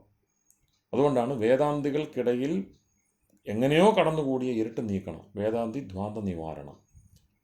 ഈശ്വരനാണ് മുഖ്യ സത്ത.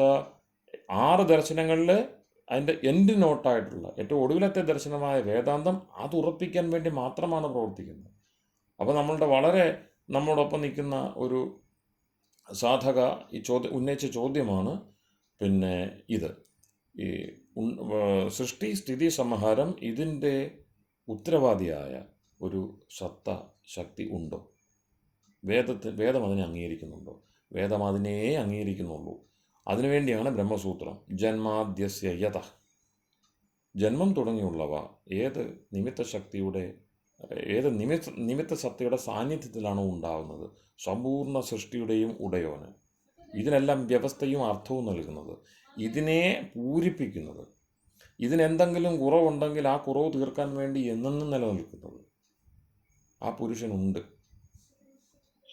മാത്രമല്ല തത്വസമന്വയാത്, അത് സ്വാഭാവികമായിട്ടും വേദ ഇതരങ്ങളായിട്ടുള്ള ശാസ്ത്രങ്ങൾക്കൊക്കെയും ഈടുണ്ടെങ്കിൽ, സ്മാർത്ഥങ്ങളായിക്കോട്ടെ, അവയ്ക്ക് ഈടുണ്ടെങ്കിൽ അവ അതിൽ സമന്വയിച്ചിരിക്കും, തർക്കമൊന്നുമില്ല. അല്ലാത്ത ഒരു ശാസ്ത്രവും ശാസ്ത്രമല്ല. ഈ അഭേദത്തെ, അതായത് ഈശ്വരൻ്റെ ഈ ഏക സത്താത്മകതയെ, ഈശ്വരൻ പലതില്ല, ഒന്നേ ഉള്ളൂ, എല്ലായിടത്തും ഒരേ ഈശ്വരൻ്റെ വ്യാപനമാണുള്ളത്, അവൻ വിഷ്ണുവാണ് എന്ന് ഉറപ്പിക്കാത്ത ഒരു ശാസ്ത്രവും വൈദികമല്ല.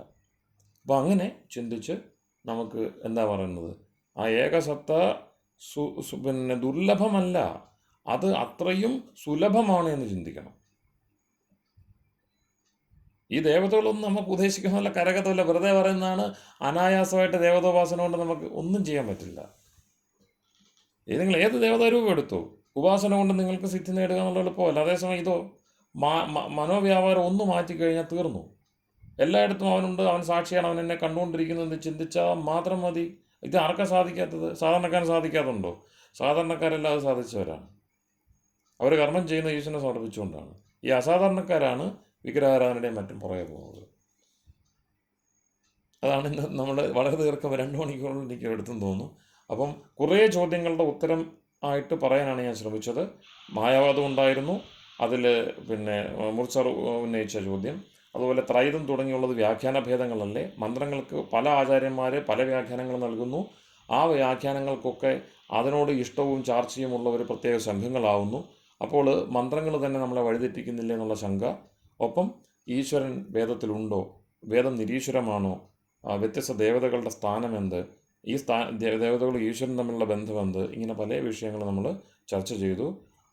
ഇതൊക്കെ അന്തിമമായിട്ട് കാണണ്ട, പക്ഷേ എനിക്ക് തോന്നുന്നത് അവിടെയും ഇവിടെയൊക്കെ നമ്മൾ അതിൻ്റെ മൂല ഒരു സ്വരൂപത്തിലേക്ക്, തത്വത്തിലേക്ക്, വേദപ്പൊരുളിലേക്ക് എത്തുവാൻ നമ്മൾ ശ്രമിച്ചു എന്ന് വിചാരിക്കട്ടെ. ഉപരിചിന്ത ചെയ്യണം, സംശയമുള്ളത് ചോദിക്കണം. നമസ്തേ. നമസ്തേ, ധന്യവാദം. വളരെ സന്തോഷം.